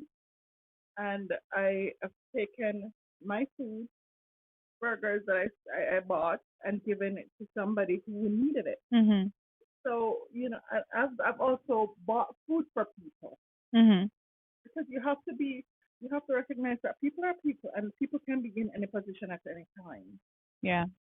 So they should actually have, you know, just have some decent human recognition for the person. And I've also had that same insight or sight as Mark said, in terms of Penny being unhinged, because who just attacks a person and kills them just out of the blue? Yeah. Who does that? And to me, that's the more unhinged part. And to see everybody calling him a hero. No, a hero is somebody that helps another person who is in need of the help. Yeah. A hero isn't somebody who chokes somebody's life out. That's not a hero. That's a murderer. Sorry. Yeah. And it tells me a lot about a society where the majority of the people would. That's why I can't listen to guys like, you know, that Chatterton guy that you had on. I'm sorry, I couldn't listen to it. I listen to people who are like that, who see no value in another human person for whatever reason. And I also, so that's just my 2 cents on the matter. You know, Yeah. there's a lot of reason why people get locked up. They pull them off the road. It doesn't make a difference. It doesn't, you know, that doesn't say anything. If he's homeless, and so homeless people they'll go in jail more than other people. It's just part of life. Yeah, it reminds me a little of the Philando Castile situation insofar as he had like a zillion unpaid parking tickets and like violations, like his light was being out and stuff like that, and so much of it was poverty related. Like he kept getting tickets for not fixing his taillight. He couldn't afford to fix his taillight. And at that point, you're going to start to have so many interactions with the cops, which he did as a consequence of having these outstanding tickets and having a broken taillight. But eventually, one of them was bound to go awry. It's kind of the idea. And of course, he was legally carrying a firearm, and it didn't matter. They killed him. They shot him with a kid in the backseat. So it's not the same situation, obviously, but that idea that some people's lives in poverty brings them in proximity with the police on such a repeated level that it ups the possibility of a bad interaction is definitely a pattern. And in this case, obviously, Penny wasn't a police officer, although he self-deputized himself as such. Another thing people would point to us was, he assaulted a 6 or 7-year-old white woman at one point. And listen, I'm not for people assaulting people. There's been a lot of incidents that people have with people on a regular basis, and there's a lot of Karens, and there's a lot of. I'm not saying that she's responsible. I'm just saying that there's people who provoke, and so and there are people who get hit unprovoked. I'm sure, but that's not. You don't, and that's in the past, and you don't come up and say, okay, so that means that now that he's shouting and he hasn't hit anyone, he should die. Wait, the point is, it's obviously wrong. I don't see a circumstance where it was okay to punch a 6 or 7-year-old woman in the face. No. But the point is that that Penny didn't know that. Penny didn't know that. All that matters is what Penny's judgment was and the likelihood that he needed to intervene in the way that he intervened. And there was nothing about the factual scenario. They've been waiting, they've been dying for some new fact to come out that shows that Neely touched somebody, because then they would all feel very justified. I think even the conservatives know they're on unsteady ground because Neely didn't lay a finger on anybody. And that's why they're trudging up all of his old history. But the fact of the matter, and this is what's going to happen to Penny in court. In court, all that's going to be relevant is what Penny knows and his assessment of risk and danger in that moment. And he is not going to be able to draw on the idea that Neely was a serial offender, because you didn't know shit about the guy other than he was loud on a train. And I hate to break it to you, New Yorkers will be loud on a train, crazy or not, threatening or not. And millions of us deal with that every single day without choking people to death. And that just is what it is. I think one of the things is this country lacks compassion but not just compassion. It's the contempt for black people, for poor people, and for the homeless. It's contempt for the homeless, and it's contempt also for black people, black lives, because people were they were foaming at the mouth. There's another video that they keep passing around of a black person shooting at another homeless person. You don't use one to justify the other. Like, Neely isn't a person who held a gun to somebody's head so that he should get shot because he's also black. If a black person shot a homeless person, send the shooter to jail. This is the other point that was making me crazy. Not crazy, but that was frustrating me with Thomas Chatterton Williams. And many people are making this argument. Why don't liberals or leftists protest when XYZ happens? Why? Because in those scenarios, the perp gets punished. The protest happens because the criminal justice system isn't working the way it's supposed to. There's no need to punish. If I'm trying to think of some serial killer, whatever. If some horrible person goes to jail, who's gone to jail recently? I'm sorry? Ted Bundy or something. Ted Bundy. Or who's the guy that shot Megan Thee Stallion? That short guy from Canada. Oh my God. Yeah. When his ass is being hauled off to jail, some of these conservatives are like, "Where's your criminal justice? Where's abolition police now?" Black people are like, "I don't give a damn. He shot Megan Thee Stallion. He can go do his time. He did the crime." You know what I mean?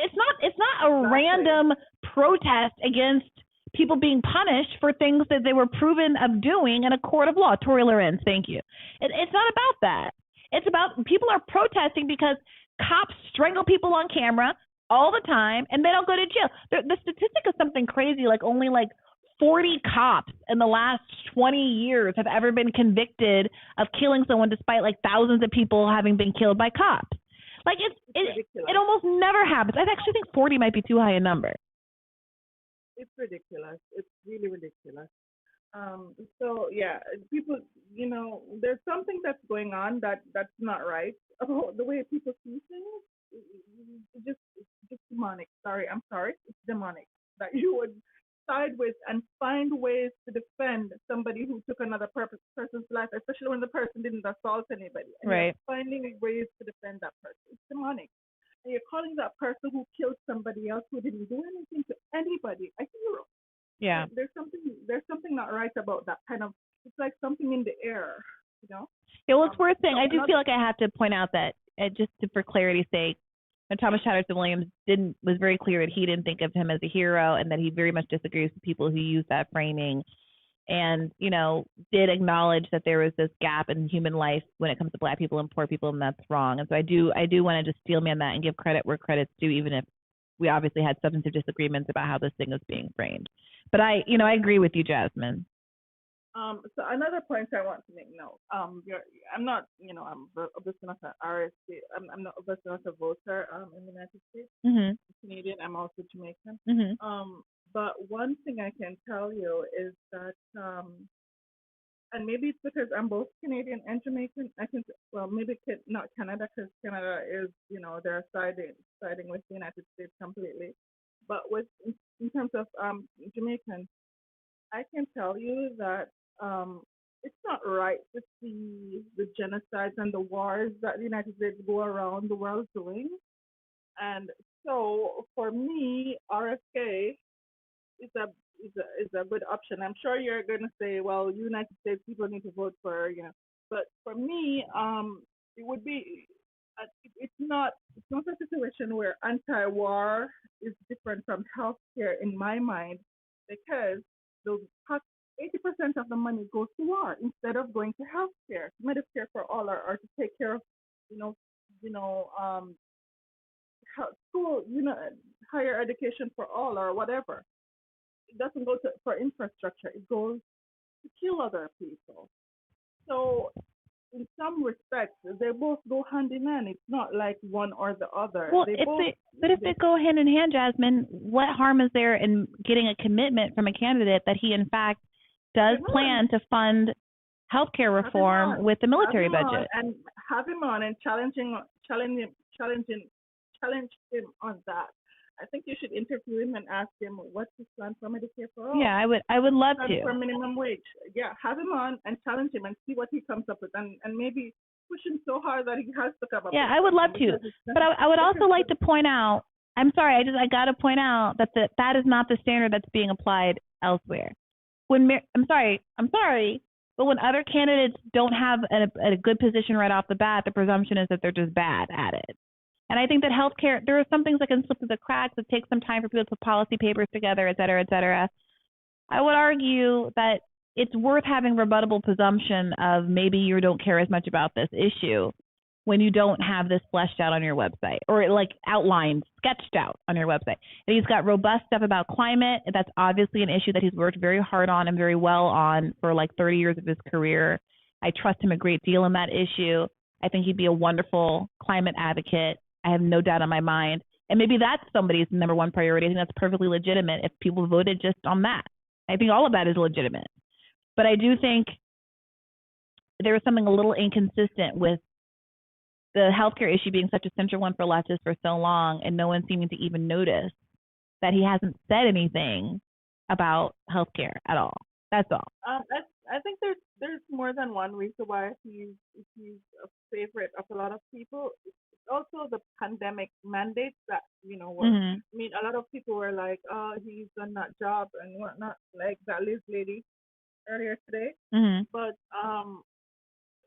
the heavy hand of the state coming down on people, and him pushing back against that, it's something that people appreciate as well. So it's sort of like, it's not just one reason why people are appreciative of him.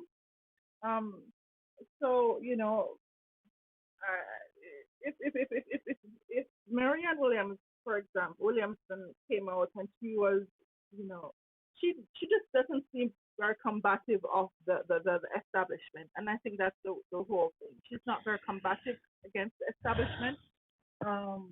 That's a shame. Like, I don't know. I fundamentally disagree with that one. Have you watched her? Did you watch her announcement speech? Have you been watching her talk? I've heard her. Did you watch her announcement speech? No, I didn't. I don't know what to tell you guys, man. Say what you want. Say it's not enough. Say that she gets sidetracked with the woo-woo conversations whenever she goes on Hannity or whatever, and she needs to bring it back to the stuff, the corruption stuff, and that she needs to have better message discipline. That's fine. But I see people being like, I watched a 3-hour interview with RFK Jr., and then I'm like, okay, well, then you can speak with confidence about what he said, and then people didn't even watch her announcement address, which was very, very explicitly, aggressively anti-DC, anti-corruption, anti-swamp, etc. So, you don't have to like her. I'm not making a case, but, I think that we should all be having informed opinions. That's all. Okay. All right. Maybe I should take a listen to her. But, she's not anti-war enough for me, especially because I'm international, but it's important to be anti-war. That's the biggest U.S. policy, and that's the biggest thing that's taking away money from, because I live in New York, that's the biggest thing that's taking away from infrastructure and certain things that the public should be benefiting from, especially since everybody pays taxes. Yeah, the question that RFK Jr. also needs to get is the one that I put to MTG, which is how much do you expect, how much would you cut the military budget? Because again, I'm not saying this is true of RFK Jr., but a lot of people when asked that question suddenly don't actually have any plans to cut the military budget. Ask him. It's sort of like force to vote. Force to vote. You see people's real intentions when you ask them the real nitty-gritty question. So ask him that. Have him on. Ask him all of them things. Every hard question you can think of, ask him. Yeah. Okay, we'll do. Thank you. I'll do my best. Thank you so much for calling in, T. Jasmine. My apologies to everyone in the queue. It's long. We've done 2.5 hours. I did my darndest. We will do this again. Let me know how you guys think. Oops, sorry, glitchy. What you guys think format, whether you care to see me at all. I do feel like I should live stream more to grow the Bad Faith YouTube page, which I would really like to be at 100,000 by my birthday, which is August 15th, the day we withdrew from Afghanistan. So consider that and consider whether or not this is helpful in that effort. Let me know what you think in the comments about this format. I might decide to put these videos behind the paywall for patrons. It depends on how wild things get on here. Anyway, thanks for calling in. It's always a treat. I love taking questions from you guys. Keep the faith. Wish I was a lion in the tall grass. Wish I had a pilot podcast. Wish I had a strong donkey that can holler and travel with portable speakers playing bars. Wish I had $1 million.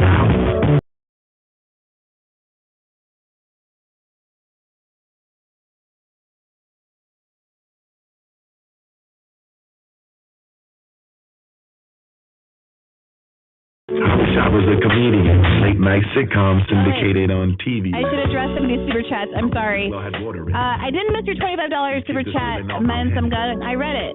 You might have missed me reading it, but I read it. Shane, go vegan. Thank you for that. And Candace M, I want a Bad Faith shirt. I just made this one for myself and my friends. I want to do a merch store, but I need to figure out a good shot with a union bug, which has been difficult. So let me know if you have any suggestions. I would love to sell these. I love mine. It's great. Okay, now I mean it. Keep the faith. Bye. I wish I had a time machine.